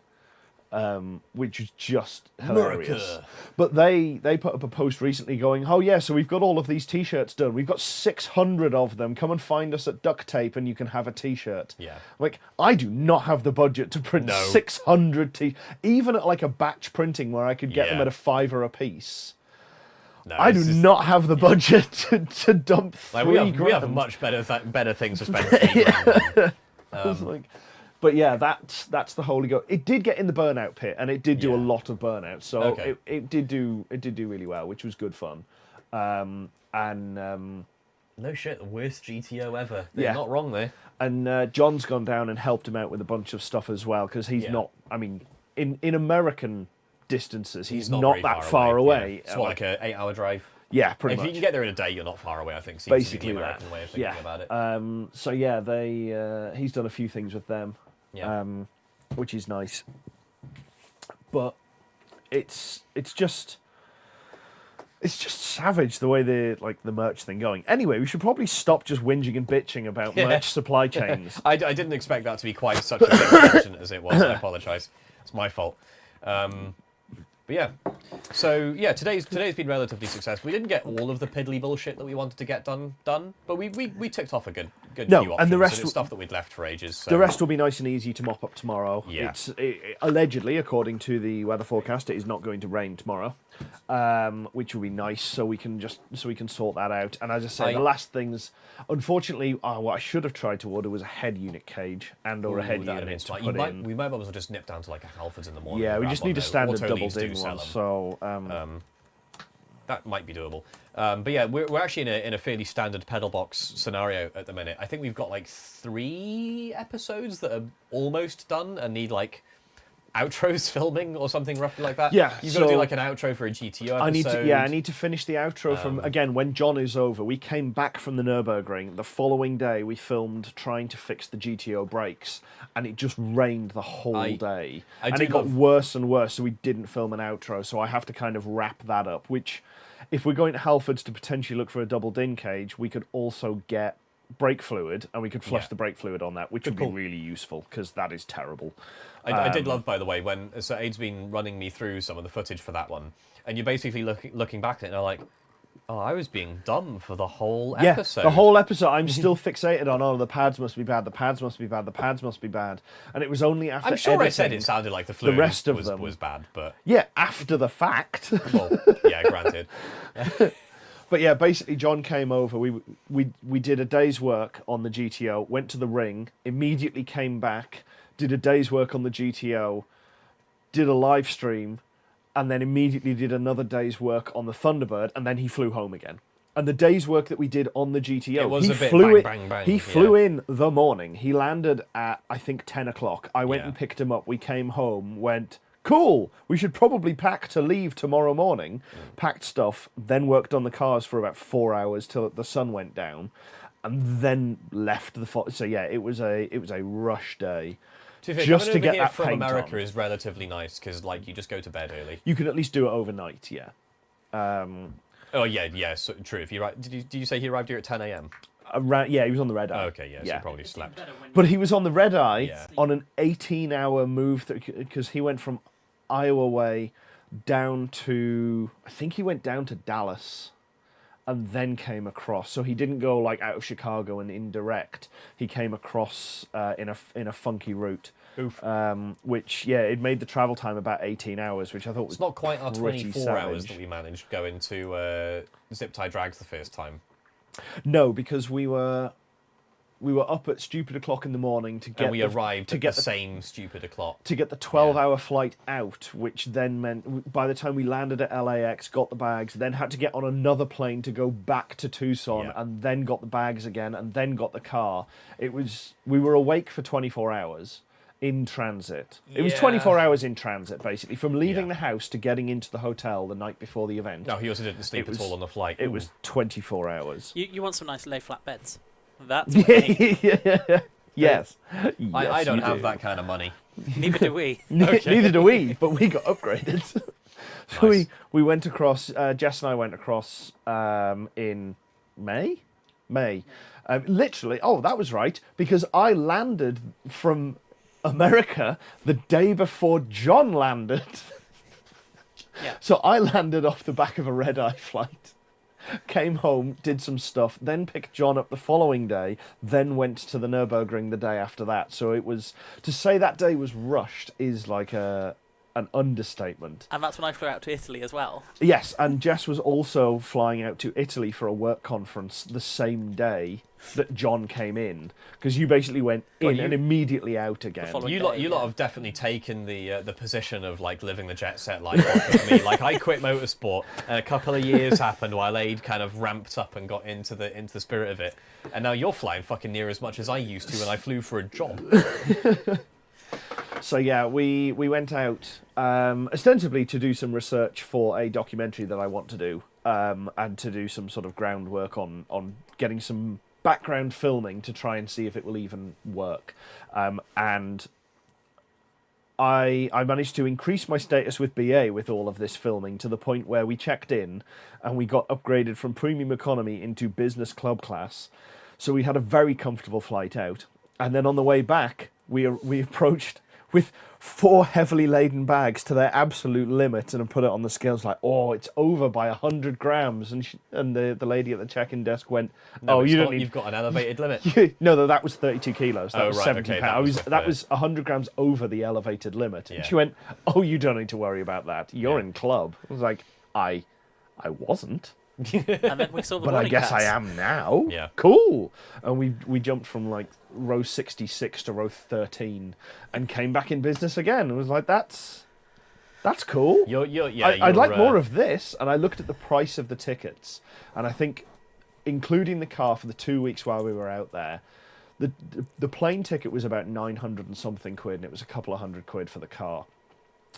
The No, thanks. base price of the business class ticket was about £5,500 round trip Jesus. that we got bumped into. Yeah, no thanks. And I was, that was very entertaining. That's insane. I'm still kind of. I was like, kind of- there is no way I would pay £5,000 for No. that ticket. Not in a million years. It was good. It was lovely. It's worth It's an not £5,000 lovely. Yeah, it's not five. It's worth like It's- 1,500, £2,000. it's kinda wild to me on a that- 12-hour flight. Like, I'll accept it, but kind of wild. 5.5. The position I was in the team in Neo, it's actually customary for people in that role to get contractually guaranteed business class flights. Yeah, and they didn't. Well, ended up in I economy didn't because I mostly. didn't know. I didn't negotiate for this stuff. But like $5,500 to America and back. Yeah. Admittedly, I Jesus. was looking outside of the sale, and we always buy tickets in the sale price. Well, so would the race team have been. And the race so, you race know. team would have, because they can plan far enough advance. They could also to be fair, do yeah, it. they may have been. Yeah. They would also have better rates from people like BA, because they'd be able to call up and true. go, "Hey, we want to move 20 people. Yeah. Do it," and it would be better than that. 20. But, well, 20 in business maybe. Yeah. we were flying a lot of people around. Yeah. Yeah, their So booking there is person's that probably kind of BA thing. Premier, but Yeah. one above gold. Mm-hmm. Well, one above gold. I was Yeah, raging. I was so close. I nearly made it to gold in like 4 months. Yeah. I had one. If I'd stayed on that team and not got sacked for being a melt, if I'd managed to not get myself fired for one more race, I'd have had BA gold for 2 years. Yeah. Which, oddly enough, it was only about 2 more years that I was traveling anywhere. 2 years after, I basically stopped flying places. So I'd have had lounge access for all that time. It's quite pleasant. It's a lot better than... I mean, don't get me wrong, I used to really enjoy going to Heathrow, to T5 and having a Wagamama on my way Yes. out of the country. But not having to bother sitting and waiting and faffing around is kind of nice. I will say that my last couple of flights, and I've been kind of cheating, I haven't done the hard work of buying a Steam Deck. But I've been borrowing my dad's Steam Deck for my last few travels. And I got to be honest, I don't really give a shit whether I'm in a lounge or not anymore. I can sit at the gate. Yeah. I can sit before security. I can just park myself anywhere and just go, yeah, I'm just going to play Factorio or KSP or like SnowRunner or whatever. The entertaining... It's an amazing little device. I'd never noticed how much people get up and go and stand and queue at the very entrance to try and get into the Until gate. you didn't do that. Until I've never really bothered. I would I would much rather have a seat. So which you have anyway, if there so are like, absolutely no seats in the waiting area, then I will stand somewhere, but not in the way of the access point, because you're literally in the way of everybody else getting through. But you don't notice how many people stand around when they're clearly not in the correct group, not the one being called, until you go, I have absolutely no care where I sit, because no matter what happens, they're going to call my group. It's number one, and I just walk up and go through them all. So my position is like, I'm going to be sitting in the because same I place on generally the plane ignore it anyway. until I hear like group 6, 7, 8, whatever the hell I happen to be flying in. So I'm like, I just don't care for it at all. Never mind the groups. I'll just sit until the end, because it's like, as far as I'm concerned, the airport, the gate is air conditioned. Yes. The plane isn't until the engines are running. No, Like- the APUs normally run a good deal of the air Your aircon conditioning. usually Well, comes from bleed air. they do handling. Yeah, they move air air, but it's air never handling, cool but until it's the not engines actually are fully cold. on. it's Because I dependent think it's on your cooled by externals. bleed air off the engines. Yeah, usually. There's some other shenanigans goes on, but Yeah. I think it's, Now we're just ruminating on aircraft and PedalBox, now airplane experts. Yeah. pretty much. I mean, yes, but... And the brakes. If you press both of them, you get brakes. As I'd say, the problem is if you have carry-on luggage, getting a guaranteed luggage space is the problem. Just travel light, skill issue. That's less of a skill issue when I'm carrying thick end of 10 grand of camera gear. That's checked in, though. No. No, you No, don't check God, it? no. Okay. No, hell no. How do you fit 10 grand of camera gear in a backpack? Easily. Okay. I suppose, yeah, the Ursa is like 4 grand a pop. 2.5 aren't they? grand lens. Yeah, they're all little. Yeah, fair enough. £1,000 lens. Sorry, I'm thinking of like the £2,000 Ursas, which camera. are massive. Which That's 2.5 grand. The camera that Yeah, you are no, that's literally fair, that's looking at me right now is 2.5 grand. Well, for that one, when it was new, it was actually a bit more than that. Now they're dirt cheap because they've released so many newer iterations of it.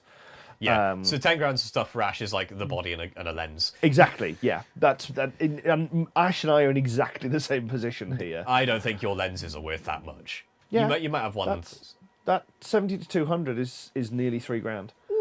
All right, fair enough. I mean, Because- the body and lens was Ash's words. Because but- Ash's Elsie was same as me. Yeah. So like it's very much the same problem. But yeah, that's kind of how you easily get up to it. Plus all of the lithium packs, which Yeah. you can't put in the hold. Yeah, no, that's a separate thing. I did have to check nearly 50 grand's worth of camera lenses earlier this year. I think my personal best is I had 60 grand of suspension in my backpack. No, but checking lenses into the hold, Yeah. because they were in a padded box that would not physically fit in the carry-on. Yeah. So it came from in a backpack. It came from the supplier in, obviously, the lenses, in padding, in a big aluminium flight case, like aluminium-sided flight case, not just sort of the wooden ones, which I then put inside a Pelly case with foam on all edges, Yeah. and then checked that in. So it was like, it was all mean, well padded, but I've never been more stressed about a piece of checked luggage coming out at the other end, ever. Considering the only reason I had to check it was because the first ones they got and took with them were Duff. Oh, God. And yeah, okay. I was only due to land an hour before they started shooting with the lenses. Yeah. So like, if I hadn't, it was a critical fail. I have to be honest, all of this sounds an awful lot harder than just shooting video on the brand new Apple iPhone 16, now supporting ProRes 4K 120. Yeah, I do like that they've actually put It's been using ProRes for a ProRes while, in, but yeah. ProRes 120 is... ProRes 120 is quite nice. Oh, God. Because like I can't- all of it these almost- use ProRes. Yeah. That I run. Admittedly, I have them in the lowest quality ProRes I can get away with to get maximum I capacity. tried to stuff my tongue in my cheek so far it almost punctured it, and I still worry that I sounded like I was actually complimenting Apple there. Only on their choice of using ProRes. It is That's a good literally choice. it. Like you can tell that they are actually trying quite hard to chase Yeah. like the sort of. I don't even know what market you'd call it exactly. Like, it's obviously not professional production stuff. No. Like, but there's something that they're going for that isn't consumer, and isn't industry, but there's some video market that seems to be opening up that that they're aiming for, and it's YouTube. I kind of That's it, because it's the most convenient thing you can Yeah. possibly. There was a very, very famous quote from name who I'm probably going to butcher, Annie Leibovitz, very, very famous Yeah. portrait photographer Yeah. and photographer in general, and she was on some chat show or other, and they said, "What's the best camera? What's the best camera?" And I think she turned around and said, "The one you have in your Yes. pocket." Because it doesn't matter if you have a Hasselblad at home. It well, I doesn't mean, matter that's if you have an obvious, right? Arri. Of course, the one that's It's- at home is yeah. like It doesn't matter if you're not carrying it with you. But I'm like, it's no, also that's kind fair. it's also kind of a useless answer though. Like the question is obviously meant in the spirit of what camera should I buy to take around with me and make Yeah. the one I have. But Yeah, you know, pretty whatever. much. As I'd say, it's the one you have with you. And I found that more and more. I have a lovely 5D that's sat on the shelf up there, which has pulled maybe 150 frames in 2 years. Yeah. This has done Yeah. thousands. So I think honestly a lot of it is, and I don't want to say gear doesn't matter. Like that's I really want. I don't think that's my point at all. But I think gear is, especially with new people in so many fields, gear is overrated. Yes. Because there's a couple of pictures, and I'm not entirely sure if I can take credit for them, because I think they're dumb luck. I mean, I don't so much anymore, but I went through a phase a while ago where I took quite a few pictures of things, and I found the one... Yeah, there's some... basically that, Ash. The best camera these days is the lightest camera that gets you the best results. Yeah, but like I've taken a bunch of Yeah. pictures of my phone, and I assume there's some like image processing and stuff going on there that does some like soft focusy stuff, gives me some artificial added bokeh and things. But like I've got some pictures of the family dogs and stuff that people look at and like, that is an amazing picture, and I'm like, thank you. It was all my phone's work. Yes. And they go, yeah, but you still had to like frame it, and you still had to figure out the composition and stuff. And it's like, okay, yeah, okay, granted. And I do actually think that the sort of framing, composition and things like that are very, very slept on by people. And I don't think people Swap for the think out OnlyCams hoodie. loud. I don't have to compose my pictures well. I only need a good camera. I think they just forget about the skills side of things. I mean, I don't have skills. Like the ones that I'm getting these compliments on, they're flukes, right? And there's only a very, very small handful of my pictures that are like this. But it does happen. It's no bad thing. Like there's a lot of times it comes eventually. You can look at something and go, "That'd probably be a PedalBox, nice now doing picture," photography. and then go. I mean, PedalBox started. Well, I was going to say started on photography. It started on a photography camera, Yeah. and my background prior to that was photography and video. Also as a stuff, market, also so- as a show reel for your production business. Yes, which unfortunately ended up because I was rushing so many production things. It looks a bit slapdash, but on the flip side, it's also a really, really good sort of show reel for quick turnaround video, which is kind of what my specialist sort of ended up being. Yeah. Yeah, and as I'd say, it's quite a few legit movies have, have camera I phone keep stuff hearing people in. saying things like, XYZ was shot on iPhones. I'm like, was it though? Like, was it really? Some of them are, Yeah. and there's generally an awful lot of post processing that goes into I it can as imagine. well. Yeah. Which in fairness is so- quite easy if you're shooting in ProRes and Yes. you've got. Well, I mean, this is 10 years ago even. Oh right, okay, yeah. Fair enough. When it would still do it, and yes, it did do it, but it had things like ideal lighting, so you throw more light at it, so Yeah, the yeah. sensor isn't working hard, Yeah. so you get the best results out of the sensor. And it's, Yeah, there's still a lot that you can do to help a yes, to help a phone camera. a cinematographer made a short film using the Barbie camera that is mounted in the doll. That's amazing. And this is it. It's if your expectations are low enough. If you shoot for what it is, Yeah, I was going to say, it feels like there's a sort of style that you can get out of it. Yes. You're never going to get the same depth of field. You're probably never going to get the same resolution, because I'd imagine there's all sorts of filtering and stuff going on in these things. you're not going to get an iPhone 16 and then take it and put it up against an Alexa Yeah. and expect the same results. No. You might, in very certain instances, get the same shot because the focal length matches, but Yeah. the Alexa will still do a better job. You'll have like more dynamic range. And, Exactly. Yeah. But it's also a 70 grand body Yeah. against a 1,200 quid phone. I have a sneaking suspicion, right? And I'm there's a way to interpret this. That's not what I'm saying, right? You could hear this as, I think iPhones are as good as Alexas. That's not where I'm going. I do think there's something to be said for the idea that a thing that you're making by the billion, Yes. because of the economies of scale on the manufacturing, Yeah. could easily chase down a much, much, much more expensive something that you're only making a couple of hundred of. Because you can get to a point, like it is possible to get to a point where In by the time certain you've done enough, circumstances. yeah. Not in as many circumstances, No, not I'm across the certainly board. not saying but yeah. iPhone versus Alexa. That's not Yeah. the point. But yeah, I suspect the gap can be a lot.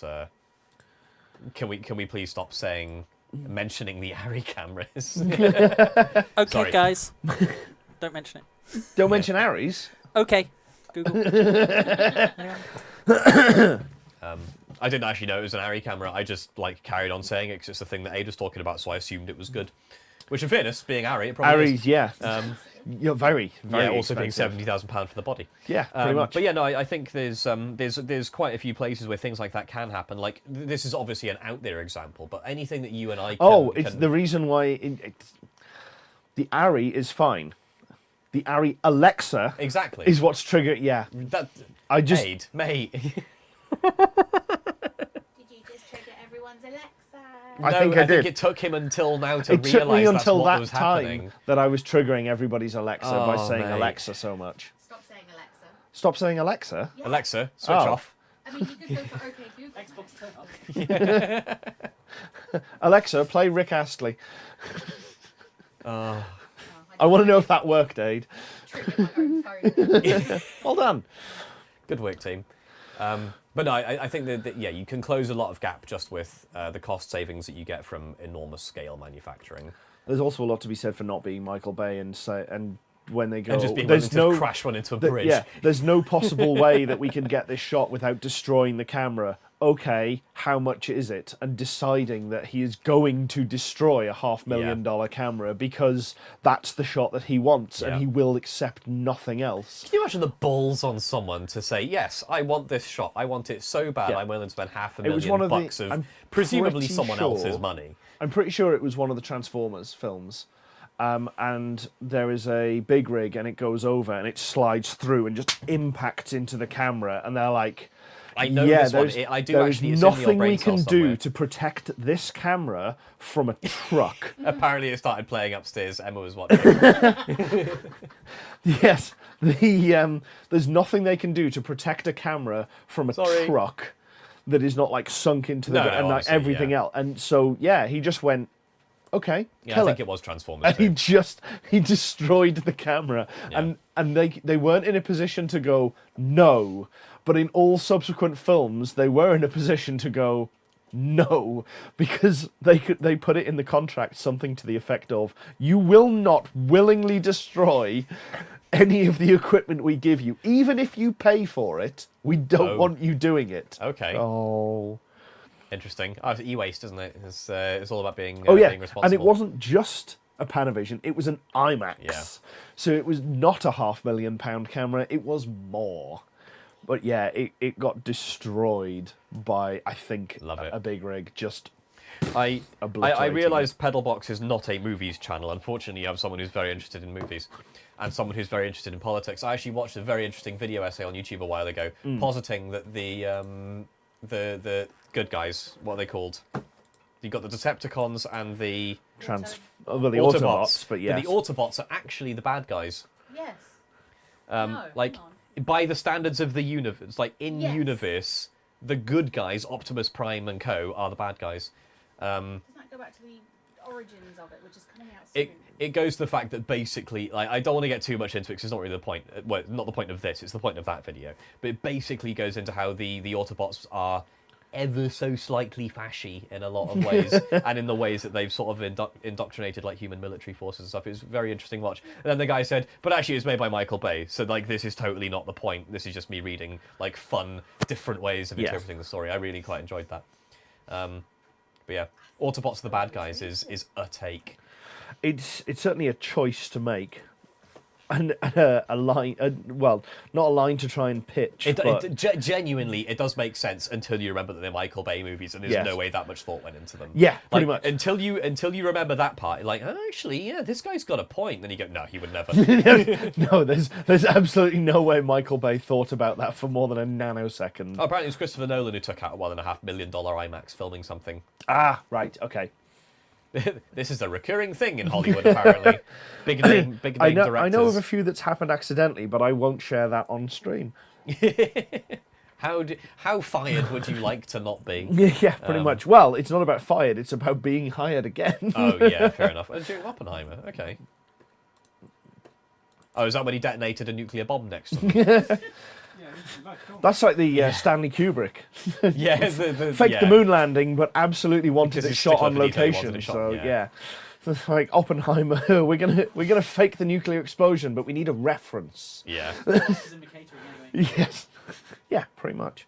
Was it Michael Bay that did Trek 2009? No, J.J. Abrams. J.J. Abrams, that's the one. J.J. Abrams is Lens Flare Flare Abrams. Yes.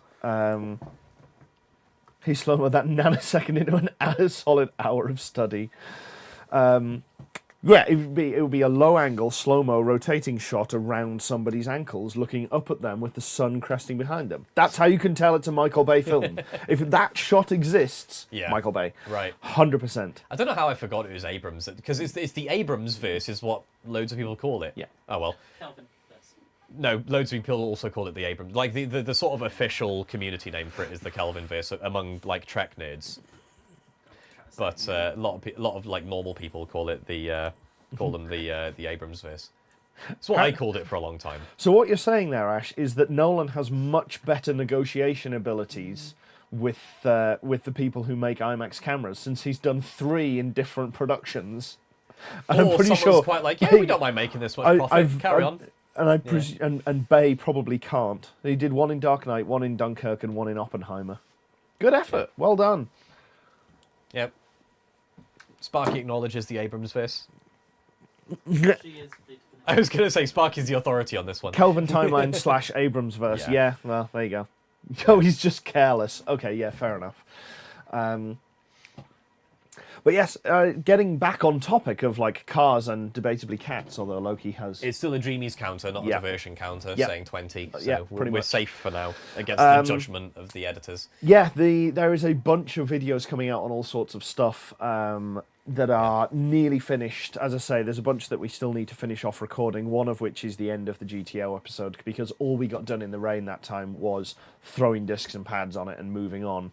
Not least because we discovered that as I mentioned in the ring trip video, if we had tried to swap out the discs and the pads and then bled the brakes, we would have screwed ourselves, because the bleed nipples, certainly on the rear calipers, on the right-hand side of the car, have torn up. And So you probably wouldn't even have made it to the ring at all.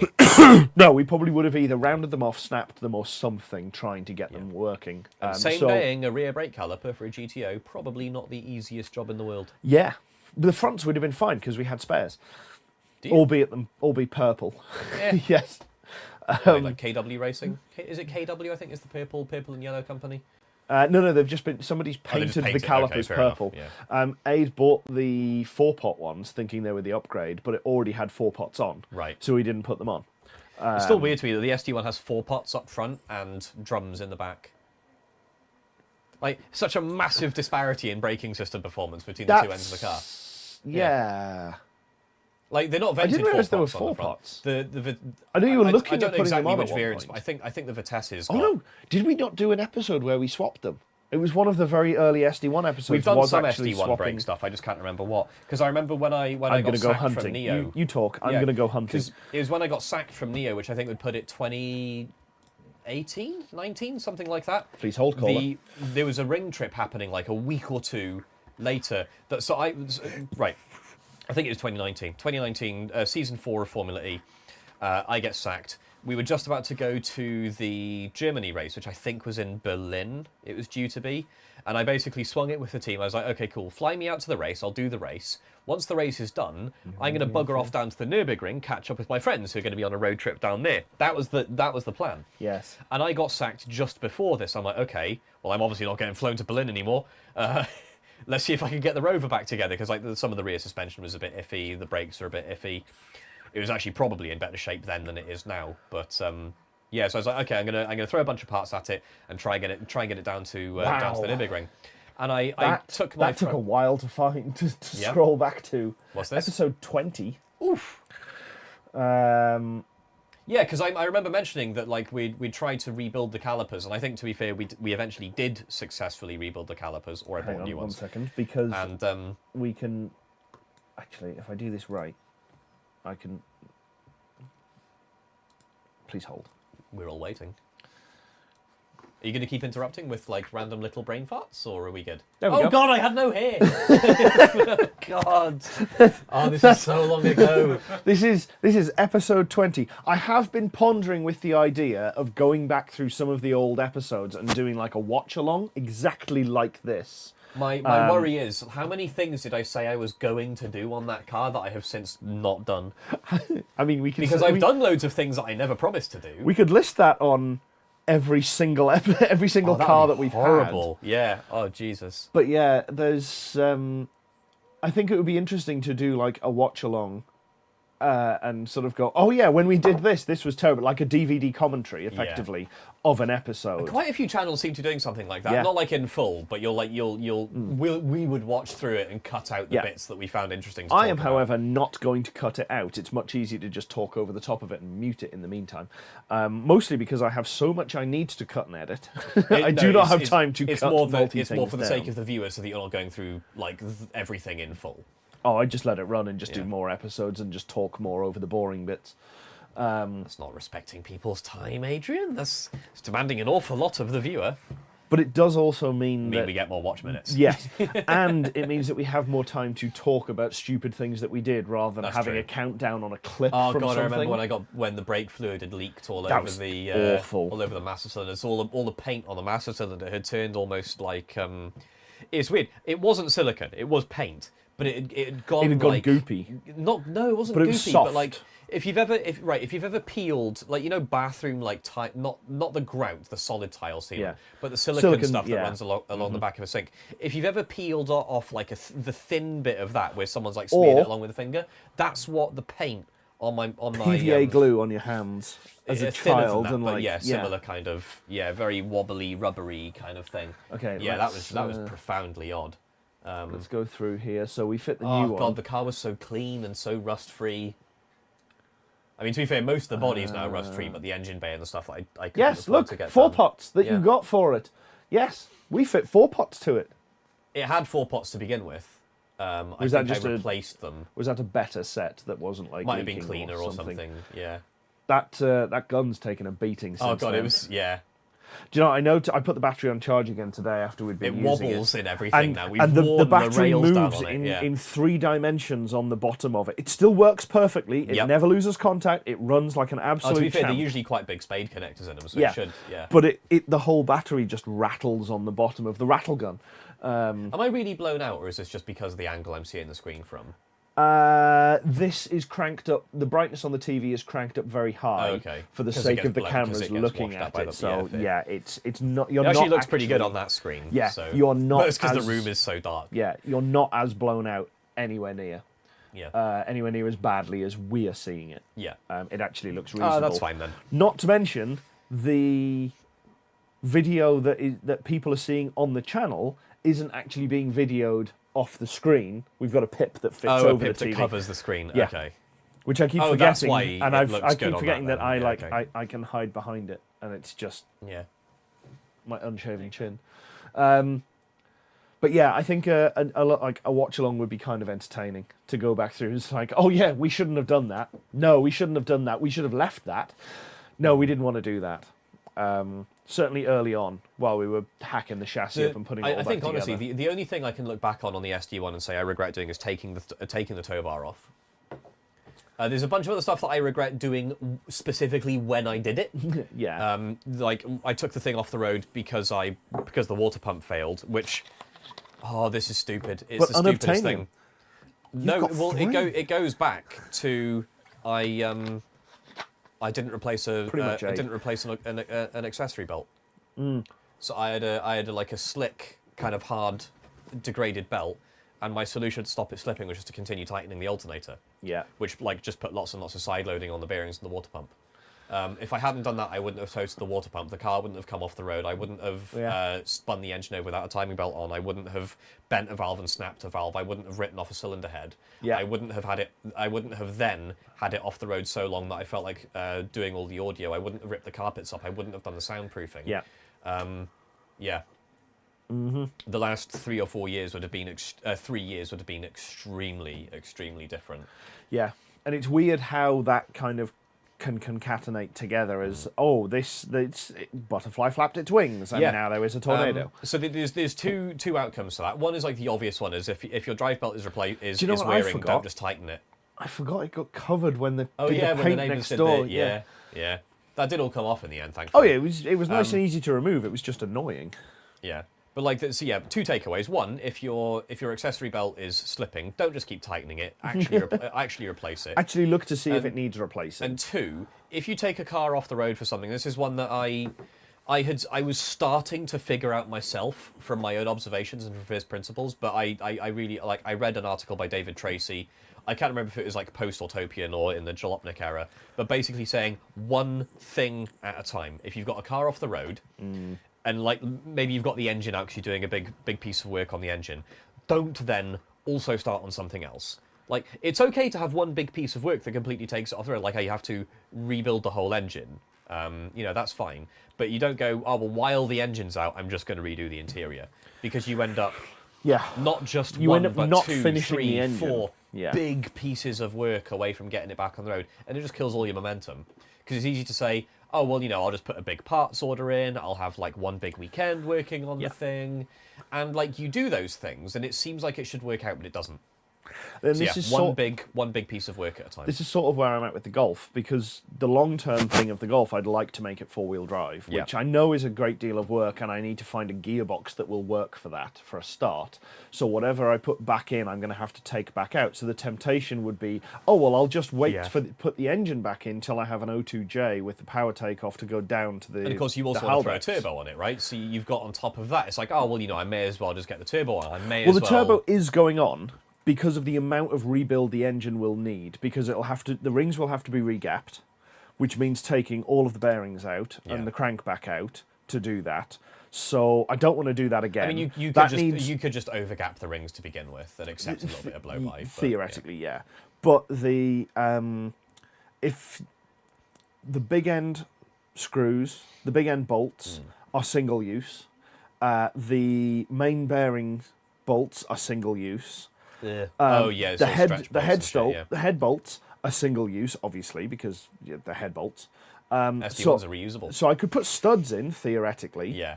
But that's 250 quid instead of 90. Yeah. Or I just do it in one go. Yeah. Okay, And I it'll mean, be I can fine. kind of see the sense, but I On the turbo, stand by the caution. on the that I've given. turbo Yeah. side, it's rebuilding the engine and doing the turbo in one go, Yeah. but So not how- looking for the gearbox and doing the four-wheel drive conversion. How much at other the stuff same is necessary time. for the turbo that isn't necessary for just getting it back on the road? Like, do you have to do anything with the ECU? Well, I imagine like a remap, obviously, at the very Yeah. least. But like, does it need any new Nothing sensors? Any? Okay. The Did a butterfly flap its wings, or did a yak forget to shave? the butterfly flew into the yak as it was being shaved, and everything went wrong. I need to buy a spacer plate to reduce the compression, Right. which are relatively easy to find. That's not too bad, but Yeah. Matt may have one. I need to buy the head bolts to go with that, because I don't know if it 'Cause needs it- longer bolts or not, or whether the other ones will just work. Yep. So that's kind of holding off. I have everything I need to build the bottom end. Yep. The downside is I need to gap the rings, Yep. which means I need the block somewhere convenient. So the block may end up coming in here, and I'll just do a live stream where I very, very slowly and boringly gap the rings, which all of you are going to hate. because it's going to be really boring to watch. But I'll at least be able to share my boredom and suffering with everybody else for some watch time. But I have everything I need to put the bottom end together. I've got the head gasket to go on, so that's fine. Obviously, the spacer plate may or may not be in hand. The turbo is already in hand. Yeah, I've seen that. It's a good sized turbo. I have high hopes. All of the exhaust that I need, but I need a new downpipe to go from turbo into the rest of the exhaust. 'Cause it's a 2.5-inch exhaust, which will be ample for what I want to get out of it for now. So the 6-branch can just sit somewhere else. So it just needs a potentially a little stubby bit and then into the main downpipe. But whatever. I don't know and I don't care at the moment. I just need the bit to connect the midsection to the boost exit. I don't think I've told the channel this yet. I'm going to pop while you natter for a bit, I'm going to take a turn at dumping it all on you for a bit. Oh, no. I'm going to pop... There's some rover stuff that I need to share with the wider world. That's not helpful. That wasn't what I was looking for. So yes, so the Golf was going to be a winter last year, and I couldn't get all of the parts because a bunch of them were out of stock. I now have all of the parts, and this year is just accelerated away from me. All of the parts that I have are actually in that box just next to the camera over there, ready to go back together. And as I say, the main big thing I need to do is just sit down and gap the rings. And I bought one of the little grinders that you just sort of wind round so you can take off tiny amounts.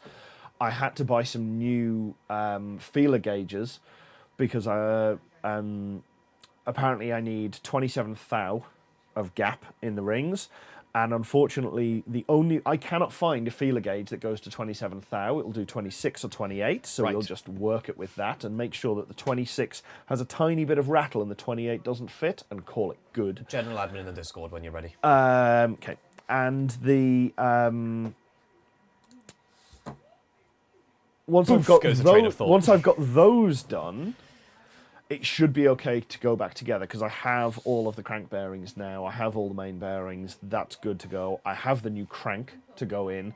I have the new rods to go in since all of the other ones are horribly mangled. What else? I thought, I guess where the bearings could have just gouged into the... them. Yeah, okay, fair enough. They're pretty toast. I was going to say, didn't we just kill the bearings? Well, no, we didn't just kill the bearings. We murdered the bearings and so badly the crank scored as well. You could feasibly resurrect the crank. Yeah, you can always regrind and put oversized bearings in. Exactly. But, yeah. I just don't particularly want to when that's fair. the other option is available cheaper. So yeah, that's all kind of ready to go. The pistons are ready to go back on. And then what else do I need? We've cleaned the head. I had the head cleaned up at decimal tenths, so we got that all decoked, so that was nice. So that's clean. I think in that box is a set of valve guides as well that I could do, but I'm just not sure if I want to go. I probably should whilst it's this apart, but taking the head off is a lot less invasive than doing everything else. And the more things I dismantle, the longer it will take to put all the way back together. So I'm somewhat against the idea of going even deeper into it by stripping out all of the valve guides and doing all of that as well. So yeah, that's not going to happen. But yeah, basically this winter it should all be going back together and getting lifted back in. We said that about the kit car last week? No, last year even. This winter. We've said those words a lot. Yeah, an awful lot of stuff has happened. In fairness. Oh yeah, just not the stuff that you thought. It's just the stupid stuff that's taken a lot longer to do, which is always the case. Infuriating. That 20% of the work taking 80% of the time. Something Pareto principle. Yeah. I mean, when we were talking to Jay earlier today, and we were saying this is where the car's at and how far we came with it. The original plan was 12 months back on its wheels, which we absolutely achieved. We got that done. That was fine. Yep. Another 12 months, we figured that the engine and the wiring would all be in. How little we knew. And then another 12 months after that, the body would be done. And then sometime in what would be the fourth 12-month period, it should be going through the IVA and it will be fine. It's now 3 years after that. Well, at that point, in the fourth year, that was pandemic. Yeah. So we got a lot less done. But even at that point, we were only just up to bodywork because it took so much longer to get from engine mounted, which was in the first half when we did all the wheels and got it on Oh, the we got the wheels. engine in really, really quickly. The engine was in because we had to get a lot of stuff together, obviously. And then by the time we got it onto its wheels, the engine in, and then started putting in seats and getting suspension working better and doing all of this sort of stuff, it was just dragging. And so many other things came up like, oh, you wanted to do this? Well, let me tell you something else. Bang! And it just kept on absolutely destroying the plans that we had. Yeah. The best laid plans, I tell you. And no, they weren't particularly best laid at all. They were foolishly optimistic, but never mind. Cam. Love it. Hi, So yeah, Loki. Discord, general admin. Yes, Please. I did open that up. Yeah.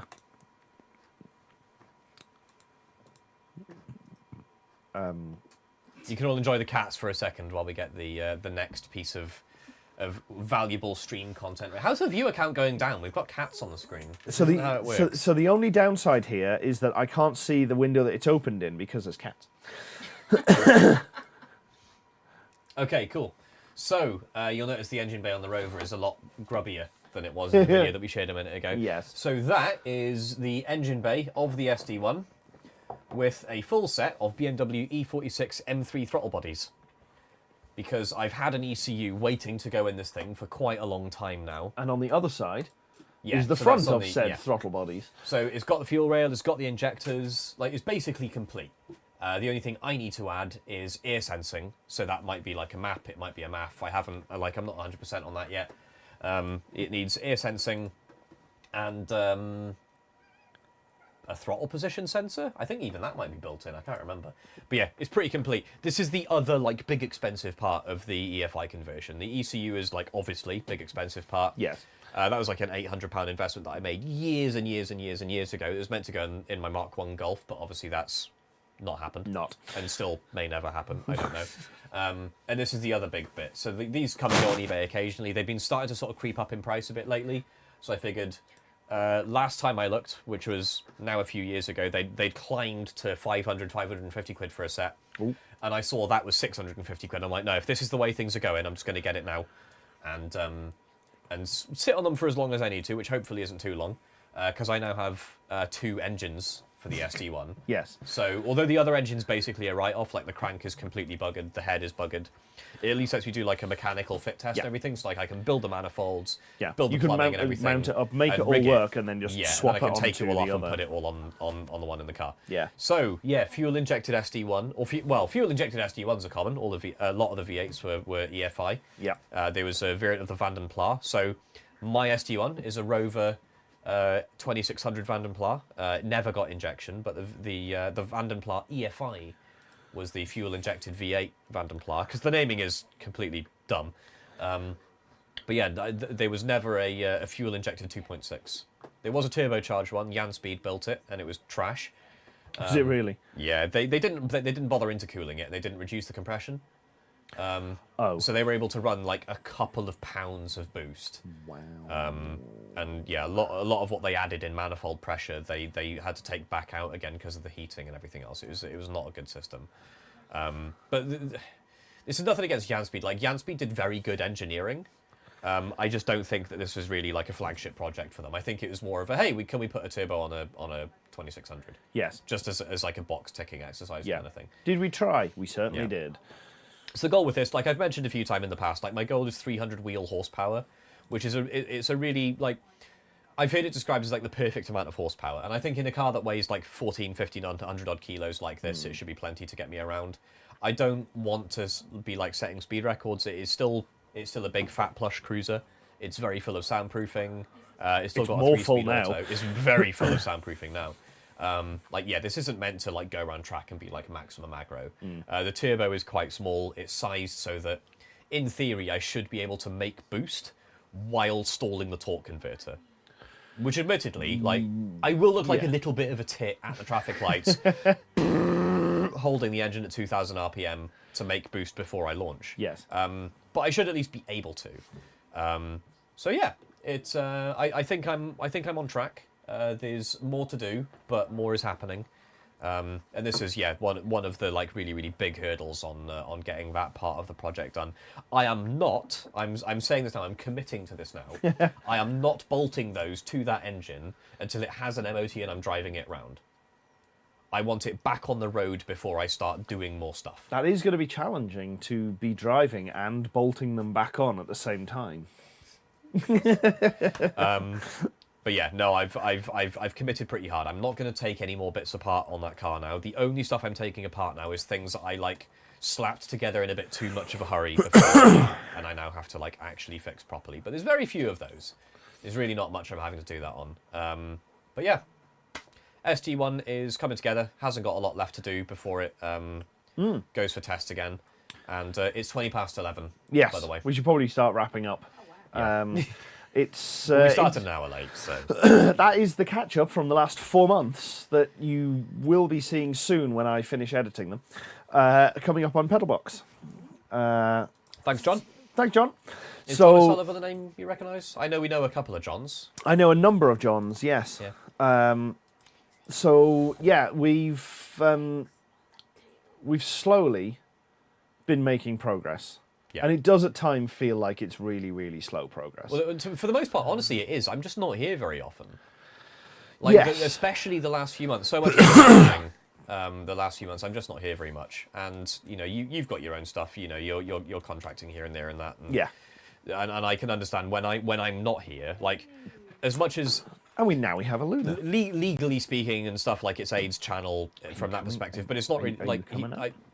Are you coming up? I don't think you want to just be kind of doing stuff completely without me, which I respect. No, it's kind of. I don't want to just. I mean, we did that in 2020 for obvious Yeah, reasons, understandably. which wasn't ideal. Yeah.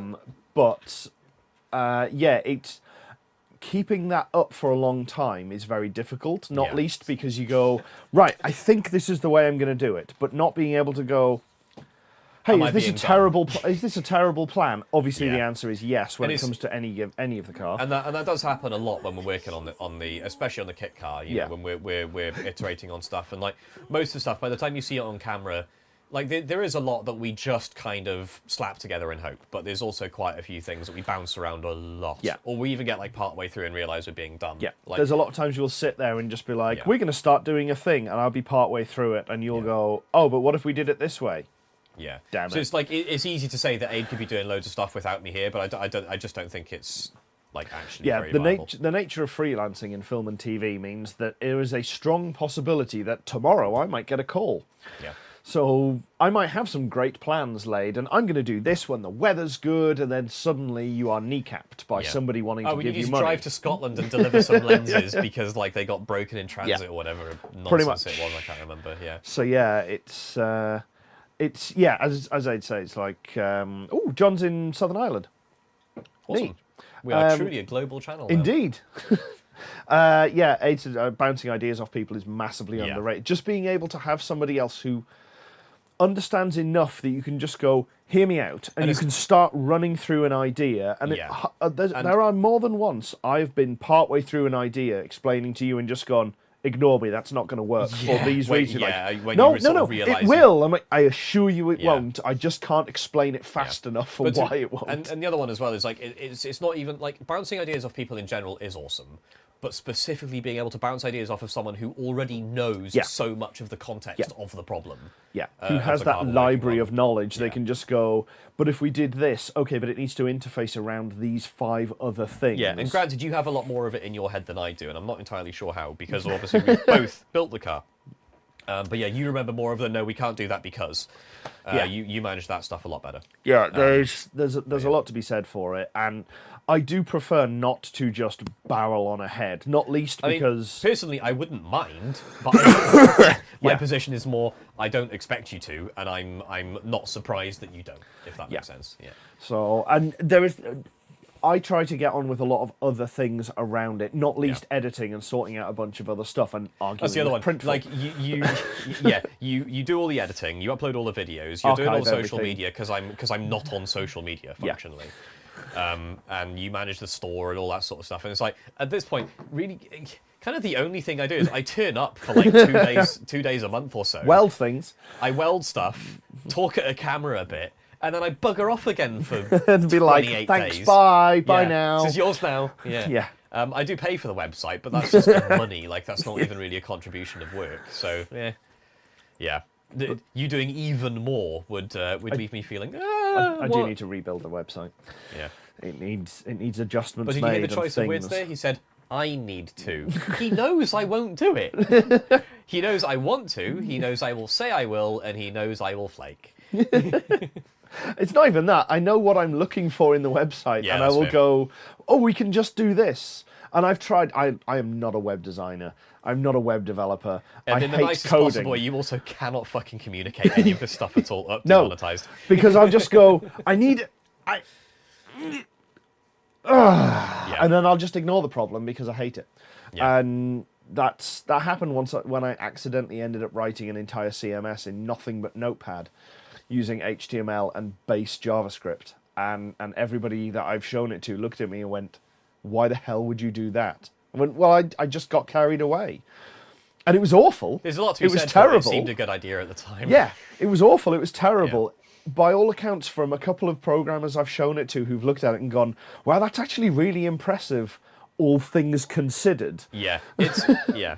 For somebody who does not do it on the daily, hates it with a fiery passion. I think determination and intent count for an awful lot in almost anything to do with computers. Like Yes. if you just really want to do something. And ultimately, it's I quite just amazing went, what you can get done. no, Yeah. which is why we have a site on Wix rather than letting me anywhere near coding. If Squarespace wants to anything. sponsor PedalBox, Yeah, sure. If PC Crack Gaming on. sponsor us as well. I would Yes, quite like yeah. I would like anyone who does like CNC work to I would sponsor like us, that'd be anybody who will awesome. provide us with cash rather than services. Yeah, I don't know. It depends. Are the services ones that we would have used anyway? No, yeah, and I mean cost more than that's. the I was cash going to say equivalent, yeah. that's yeah, okay. That's a fair caveat. I am not going Hence to why sit I here called out and specifically CNC Yes, stuff yeah, because fair there's lots enough. of stuff that I I'm need not CNC. going to sit here and shield Raid Shadow Legends, other than in a very ironic manner. Yeah, I not that I have a veto, but I think I would attempt to veto a Raid Shadow Legends sponsorship. But Unless if you want to learn how to do all this cool stuff, like you go 3D to modeling and stuff, brilliant.org. Yes, I you love can how go to we're brilliant.org. currently shilling for all these companies that haven't paid us a bloody penny. To be fair, Aging Wheels that I was watching, he's all of his tools are Ryobi except for the odd one or two here Yeah. and there. He had a really nice Ryobi ratchet tool, and he gronked on it as a ratchet and just shattered the mech inside. And then instead of buying another one, he looked at it and went, having this really nice thin inline ratchet with an enormous battery on the bottom is the least ergonomic power ratchet you could possibly have. Yeah. So he bought the Milwaukee one, and then the cheapest way to buy 2 batteries for the Milwaukee in the most cost-effective manner Is with to a buy charger as a kit with a bunch of tools. Or was to something, buy or- it with a screwdriver to go with. So he ended up doing that. But Yeah. one of the videos he did a couple of years ago was all of his tools, and it's Yeah. like Ryobi. Yeah, my house has ended up like that with Milwaukee. DeWalt. yeah. Yeah. Yeah. Pretty Ryobi much. for us. I'm currently moving. I inherited some Festool stuff that were hand-me-downs from my dad, and I have used them, and the form factor that they've used has changed. So all of the batteries I have are now worthless. Yeah, all None your of the vendor lock-in tools. is effectively gone. Yes, I am buying from scratch again. Yeah. So I might as well buy something that other people I guess- nearby have. So I've ended up going to Ryobi because you bought a couple I of bought bits like while you one were here. Ryobi thing a while ago. and I Aid, can't remember why. Aid Bourne has an awful lot of Ryobi, so it becomes the Yeah. people who I know Yeah. might as well have it. This is going to so- sound really, really stupid, right? My problem with Ryobi, and oh god, I'm going to sound so bloody vain, and frankly, I'm going to sound so stupid when I say this, is there's a design language that batteries for these cordless saws have gone through the ages. And for a while, and DeWalt went through this phase, the batteries were kind of round, shoey things with a pin that went up into the bottom of the tool. And that, in my head, is the old type of battery. They were all, to be fair, they were also lithium. This was late era Yes. lithium, early lithium DeWalt stuff. Yes. But it's this like round, like almost shoe-shaped thing. And DeWalt and Milwaukee and Einhell, I think I'm pronouncing that right, the company that makes our little cordless rattle gun that we've been using for years and beating the snot out of, and to be fair, it's held up really, Einhell really well. should sponsor us just for the amount of abuse we've put that rattle gun through. Has done work. It is, anyway, it's all of not a these- half-inch, it's not a 3, it is a quarter-inch hex drive, and it and has we seen have some built a shit. car. Yeah. Like, But all of this stuff is square batteries. And it makes sense because the shape that the cells they're made up of, you lay them out in rows and you end up with a square. yeah. And the Ryobi batteries look to me, and some pattern matching thing in my brain, like old nickel cadmium tool batteries. And for some reason, I see them and I just think they're old, some combination of old and cheap and shit. Yeah. Some amount of the three. Yeah. And it's really, really stupid because I know they're lithium. I know they're brushless. I know it's good tooling. Yeah. But there's something about it just doesn't seem right. Interestingly, Mintopia says the Ryobi circular saw sucks, and Yeah. that is one of the tools in the aging wheel videos that he's like, it came in a kit, and yeah, it cuts, but it's terrible. Yeah. Don't buy it. My He least just favorite. puts it to one side. My least favourite DeWalt cordless tool so far is they've got a bunch of different cordless angle grinders. They've got a nice FlexVolt 54 volt one that we haven't got because we haven't got any FlexVolt batteries. But in the 18 volt XR stuff, I've got a couple, and one of them has a really, really shallow gearbox. So really, it's quite nice. You can get into some very, very tight areas in it because the head of the grinder is so thin. So you've got your cutting wheel here, and there's barely any gearbox above it. But it's a thumb switch on the side, and it's just not very easy to operate. Yeah. I'd love to have a shielded trigger that you can as you're holding the thing, you just clamp it. But no, it's this little thumb switch. It's also not OSHA compliant because it's latching, which personally I'm okay with because I'm not an American job site. But Yeah. you can still kind of see the safety angle. If I drop it when it's on, it's staying on. Yes. But yeah, no, the Which is ergonomics not on it really ideal, aren't good. but pro tip, don't drop it. Yeah, but they do one that has a shielded hand trigger thing. Yeah. And it's enormous. It's this massive, clunky, big gearbox, and the whole thing is huge. It's no more powerful. Yeah. It's not beefier. It's not like it's a 9-inch angle grinder or anything. It's the same wheel size, same everything else. It's just massive and a pain in the arse. Yeah. So I'm like, do I have the more useful tool and it can cut into more places, it can get under stuff more easily, or do I get the one that's nicer to use? Yeah. But as I say, that's the reason I ended up going Ryobi was purely because we already had one tool, which was the Sawzall. It's not Sawzall because that's the Milwaukee brand name for it, but we had the Ryobi a few other saw. people had got it, and Yeah. I happened to be in the US, mostly buying one for Van when I was helping him sort out some of the garage stuff because he had no drill at all that was of any use. Right. Excuse me. So I happened to find one. It was $100 for two batteries, two tools, and a charger. Yeah. In a little carry case. I was like, just buy one of them. He went, okay, cool. So I bought one, and I went, used it for a couple of days. Went, actually, this is pretty good. And I already have a charger because I have your charger. Yeah. So I could leave him with the charger and just buy two batteries, an impact gun, and a drill for $100. And I went, yeah, I think I'll buy one. He went, cool, happy birthday. Yeah. All right, fair enough. So Van bought me those two because the Ryobi stuff seems to be about 20 to 30% cheaper over there than here. Okay. Give or take. I don't know if that's actually probably will be more so the case because the exchange rate has swung back the other way. So because that was when it was like 115 to 120, and now it's 130. Right. So the replacement, because the set had another hex one, quarter-inch hex drive, which is the one that I got with the drill. I'm amazed that we've only snapped as few bits for that as we have. Yeah, and I bought that because of the Einhell one, and went, it's clearly ample for what we're doing. I'm not using it to break wheel nuts. I will quite happily just crack them off with the breaker bar and then gun out whatever I need, and it's fine. But since that one broke because you tried to spin the wheels. Oh yeah, if you get a Ryobi little cordless impact gun, not the big half-inch proper ugga dugga thing that will snap wheel bolts, the quarter-inch hex drive. Yeah. We had the kit car set up on axle stands, and I thought, hey, now that the wheel bearings are all happy, wouldn't it be neat to spin the wheel round by the we've Yeah. got you got the hub nut that holds the axle in place Yeah. through the Just spindle. get it going and get it. So I put a socket on it and I just tried spinning the wheel up with the cordless impact gun.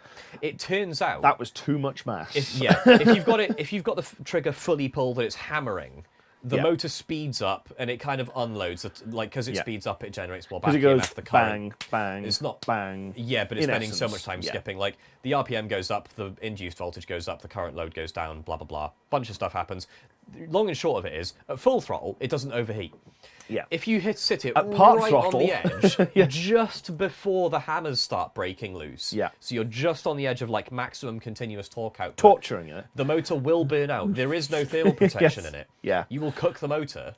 And I thought, oh, okay, I've just tripped like a little polyfuse or something. Yeah. I'll give it a couple of minutes; it'll be fine shortly. And then I noticed that the magic smell had escaped. Yes, the magic From the smoke had handle. erupted. Oh no, there was no smoke, or there may Oh. have been, but Oh, I okay. couldn't see outdoors. But Yeah. the magic smell had got out, Right. and when the magic smell and the magic smoke escape, the tool stops working. Yes. So Everything is done. I OA'd a cordless impact gun. So when I'm back out there again, I'm gonna go back to, I think Home Depot is the one that carries Ryobi. One does, one doesn't. I can't Yeah. remember which one it is. I think it's Home Depot. I'm gonna go back there and look at the next one up because the Einhell is still doing sterling work. Yes. So for a That little quarter-inch gun drive, is- yeah. I'm quite happy to leave that and just let it ride. And I'm going to look for either a 3/8 or a half-inch one, and then basically what you were going to give me to buy another You just put it quarter-inch towards- ratchet, yeah, I'm yeah. just going to put it on. So then we That- do have That little Einhell gun has We do have the fully big boy. dismantled and rebuilt the kit car oh repeatedly. multiple times, and It's- the Thunderbird, and the SD1, and and the Matthew's GTO, E46, and the and- E46, Yeah. and the Golf engine. It's like, on like multiple. It's. there's I was no thinking, like, reason that thing, which was like 120 quid or something. It wasn't like cheap. It was roughly. It was a little bit less than like DeWalt money, but like it's still. It's It's still no the sort horror of money where freight. you're You're like. right. No, exactly right. It's yeah. It was reasonably priced, and like I bought For it what it thinking- was, like it wasn't desperately expensive, but it also wasn't the cheapest of cheap. Yeah, as and my you thinking say. was something roughly on the lines of this is going to be like a humble impact gun with much to be humble about. Yeah. And honestly, it is outperformed It's every outperformed expectation everything. I've ever had for it. There was so Like, that- it's got so many miles on it now that the battery almost falls out. yeah, of it we were saying because, earlier, like, it's all just the like it it mentioned. rattles around like this Because when you it's move been it. in and out on to charge so many times and been dropped Yeah. so many times that things have just tweaked and the worn. battery's still in really good. It The still battery's still in works. really good and condition. the battery holds charge forever and lasts still. forever. Yeah. Like it's I just, think I probably charge it that has no battery business being as good as it is. less than once a month. Yeah. Like in between your visits coming over, I don't always charge that battery, and it doesn't necessarily get charged Yeah. after even two visits. It seems criminal that we haven't bought more Reinhold stuff. Kind of. Like, it's not hard to get. They're a big brand. They're not like Yeah. DeWalt big, but they're a big, well-supported company. Yeah, pretty Um, much. Yeah, Em genuinely says it has does. more miles on it than the kit car. Not wrong. Yeah. Pretty much. More miles than the Thunderbird. Yeah. More miles than the Golf. Actually, it might not have more miles than the Golf. That did do... Well, no, it didn't do... It did drove like I was going to say... 15-ish It before didn't, you I- seized it it. didn't do garage and back. It did Didn't garage. even do garage under its own. Yes, It did most yeah. of the way to the It garage. did most of the way to the Did you get it garage. flatbedded the rest or something? I can't remember. AA towed it the like extra mile and a half, Right. 2 miles to the garage. Yeah. And then Colin flatbed it home for me. Thank you, Colin. I Yeah. should have just reached over and turned the bloody ignition off or something. I should have taken that decision out of your hands. I think even then the bearings would have been minced already. They would have. Maybe. They would have. No, I mean I potentially should been have done gone. it the minute I heard the oil buzzer come on. Yeah. Yeah. So it didn't dump oil. That It was the leaking continuously It 'cause one leaked of the oil cooler continuously to lines the wasn't point tight. where it was just weeping and weeping and weeping, going under the car. The majority of the oil that we found was on top of the rear bumper, because it was being caught up and deposited back on the top of the bumper. I'm almost 100% sure I have the photographs somewhere. Yeah. I will try and find it if you can waffle Yeah. for. Seeing that much Babbitt in the oil that we dumped was It was thoroughly bad. depressing. If we didn't know what it was, it would have been very pretty. It was extremely I glittery. still It was have- quite a nice looking substance. I still have the remains of it in Yeah? in a jar, in Amazing. a pint glass in the normal things to collect. Yeah, Yeah. pretty much. Was it 2020? It must have been 2021. That sounds about right. Yeah, it was definitely post play. So I don't think you knew Colin No, pre-play, correct. did you? Yeah. How did we find Ignition in the first place? Were you looking for I someone was- to do some body work or something? No, I was looking for somebody who could help me build the roll cage, basically. Oh, right. Okay, yeah. Yes, you'd have met them in 2020. You'd have. So it was It was the end of either 2020. the tail of 20 or 21. Yeah. Yeah, it was November 2020. It must have been because look, there's us working on the Golf, and there's us cleaning the Golf, and oh god, it's a horror show. You got it on the laptop. There. Oh my god, I've Let's just see. put it up Oh, is there. Yeah. When I find the thing. Go on, Aid. You can do it. You're a professional computerer. Oh, So that's, is that the bumper? that is the top of the bumper on the back of the car. Oh, what? Having What? collected all of this oil, because it was raining when we were driving it, so the Do you oil all have was any mixed. more of them pixels? There you go. Now it's loaded. Oh, with there we go. pixels. Yeah, okay. Yeah, that is more oil than I ever want to see on the top of a bumper, let a alone rear the bumper. bottom. Yeah, it Don't know how the hell they got was. it. I know it was wet, so I'm It guessing was there's some mixing with spray water, getting and like the kicked up spray and was stuff, kicking yeah. up, but still. God damn, some of that is rain as well that fell onto it on Yeah. top of the oil and mixed with it. But when Yeah. you wiped the bumper down, Have you it got was a picture of all the slick. Babbitt in your sump? Was it in your sump or in a pan? I can't remember if we dropped the sump off. Yeah, we must have, because we inspected underneath the... Yes, let's try and find. Yeah, I've never seen that much glitter in anyone's oil. And yeah, as I said, if you didn't know what it was, you'd think it's quite pretty. But if you do know what it is, it's an absolute horror show. God, it's a horror show. Yeah, up it goes. Oh, Oh. we've lost it. Computers are hard. Why? Because you dragged it into a corner. Yes. There's like snapping stuff. That Yeah. huge chunks of bearing material. And that's the thing, here. it's not just glitter. It was the huge, great big, yeah, as you say, chunks that had Yeah. just been ripped out of the journals and It out of is- the big ends and everywhere. It's so unpleasant. That's what was left in it after. Obviously, you can see the sump plug has gone back in, so that's what we sank. drained most of it. And That's then what sank and then pulled below sump the off. majority Yeah. of the way. It was this sump that is behind me, which is the one that was caved in. Yeah. Which is why it didn't all immediately drain out. A lot of it did drain out. Yeah. But yeah, you can see this sump is quite worse Seen for some wear. shit. Yeah. Yeah, well, I mean, it's in the floor Yeah. in a number of areas. I'll let Jay have a look at that. Yeah, it was a nightmare. It was an absolute horror show, every which way you look at it. Let's just go back. That was the big end. Those look like three of the relatively healthy ones because they're not like shredded Yeah. like some of the other ones were. I mean, these pictures were taken at night, and it's not like that's Yeah. one of the worst ones. I think we managed to get a fair bit of oil on your camera lens, if I'm honest. Yes. Because those are like hazy and smeary as Yeah, hell. so that was after we drained a bit more of the Yeah. oil out, and that was all of the material that was left. And like it's just big. It's Yeah, just it the went size pretty- of it was the size of a fingernail in a lot of places. Like that piece, Yeah. it's just a Yeah, your horror show. magnetic oil sump plug isn't going to save you. I'm getting tired apparently. With the yawnings at 20 to midnight. We'll go through a few more of these. Yeah, because we just actually no. This was the new sump. I tell a lie. This was the new sump because we installed Oh, baffles. yeah, I remember welding those in. Yeah, that's the underside of the crank. Just You can see the Horribly. heat scoring. Oh, that's one of the ones that got Yeah. beat up quite badly. yeah, that's badly heat scored. Yeah. Just the whole surface is ruined. That's scraped. Like that's the worst one. Yeah. That's with the bearings still in. And Yeah, you can see with the bearings like fractured around Yeah. the bottom. What was the bottom edge of it in the picture? there oh, we go. God. Yeah. Where it's pushed That's the the one I bearing remember. material out the side Yep. of out the side of the cap. Like that is nasty. I still Yeah. have that bearing. It is. Yeah. There we go. Yeah, when the bearing's like actually just disintegrating. And that's the underside of the crank that bearing was on. Like it is ruined. And you can feel, you can feel a lot of imperfection is too soft of a word for what you Yes. can feel in that crankshaft. It really is. Um, Yeah, that was absolutely brutal. I just Unrelated, when are we selling PedalBox keychains? they're up. Oh, they're on the store. Yeah, they are on the Nice. store. Now, apparently, go buy a PedalBox keychain. We've got like 120 of them. Hang on. You've got the big one behind you for demo purposes. Yes, I have the giant one that is currently hanging up. You can't buy these. If you ask us nicely, you might be able to.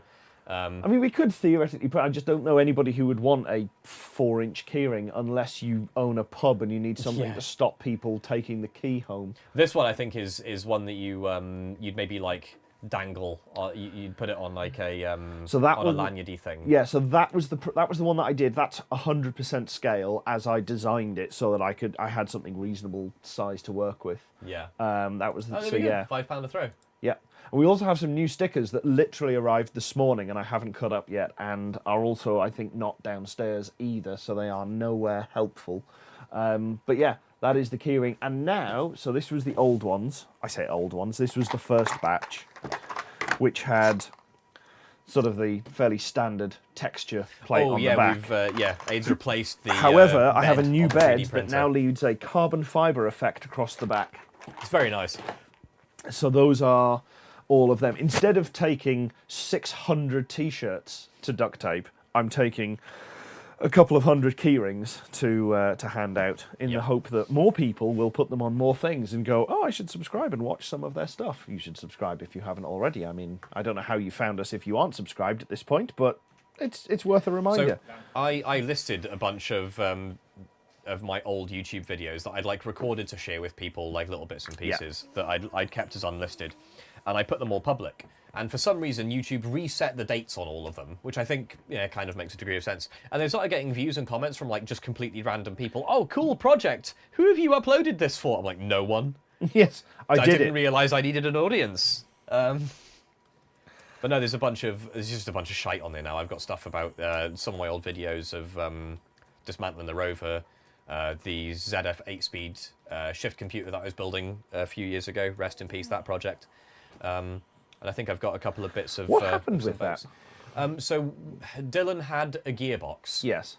that we were going to like plug the thing into and test it. The problem is testing a gearbox outside of a car requires a test stand. Requires that you have some way of spinning the thing, making hydraulic pressure and all that sort of stuff. And we didn't have it. So we just kind of went, okay, cool. It's now at a point where we need to do hardware testing. Yeah. We don't have the ability to do hard... Yeah, fair enough. Because like you can throw the gearbox in a car, and then what if it doesn't work? What if it grabs the wrong gear? What if it throws it into reverse while you're moving? What if it shreds your entire fucking drivetrain by shock loading the whole thing? Yeah. Spins You've your got to put engine it on a backwards. ramp and then do the things and try and make sure that it does it. And it And just, that it just needs an wasn't entire like, car, a driveway. Yeah. And yeah, it just wasn't feasible. And of course, you do all of this. You put the 8-speed in, you bolt it all up. You make all the you make all the bell housing adapters. You make all the replacement shafts to adapt, this thing to that thing and everything. You put it all together. And you go, okay, the computer doesn't work. Yeah. Cool. What do I do now? Damn. Yeah. Yeah, pretty much. So yeah, lost the momentum. I still have the source code for it. I think I've even still got the board fully built, fully populated with all the bits working. But yeah, died a death. And then a bunch of other videos of like a tour, an unguided, I didn't talk at it because why would I? It was just video for my brother. Tours around like the HMS Belfast engine and boiler rooms and stuff, just because why not? Yeah. And yeah, it's really weird. Like the stuff I've published all of it, and yeah, just like random people are seeing it. Like, it's quite odd. YouTube is a funny place. I need to find out if we can record video when we go do a tour of the particle accelerator down the road. That'd Bet be you cool. can. It's not like it's AWE, I'm is sure it? we'll be like, no, it's No, not. it's REL. Is it Cobalt's Diamond. place? Yeah. Yeah. yeah. Yeah, the only other friend I've got who works on a particle accelerators are at Los Alamos, and I'm pretty sure I wouldn't be allowed to film if I went there. Yeah. Hell, I'm pretty sure I wouldn't be allowed to go there, but even ignoring that part, I don't think I'd be able I've to got a film. friend at CERN Yeah. who You probably could film can there, film yeah. there because Yeah. public science rather than anything I'm going to else. sound like a nag. It's 10 to midnight. Yeah, we should probably wrap this up. Yeah. Thanks everybody for watching, for all of your wonderful, wonderful watch time. You should definitely go to shop.pedalbox.show and buy our swanky the new things. merch and keyrings. The keyrings are printed here We actually in this make building them ourselves. and posted out direct. I say we, So I mean Aid. there is an odds-on chance that you might have to wait for me to go and buy some envelopes because I had a load and I have no idea where they are. But they should just go with a second class stamp and they'll just go through the letterbox. And Easy peasy. oh, I should have What if you remembered. just put a stamp on the back? Oh, no, you need an address, wouldn't you? There's the patterning on the back. That is quite... I'm not sure how it does that.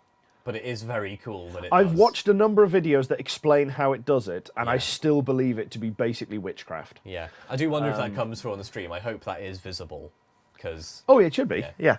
Yeah. So yeah, so very that's clever. the back of it, and I missed. So yeah, but oh, you got why- stringing. You got to turn down your pot end temperature. No, you just don't. You don't mess with it. It's bamboo.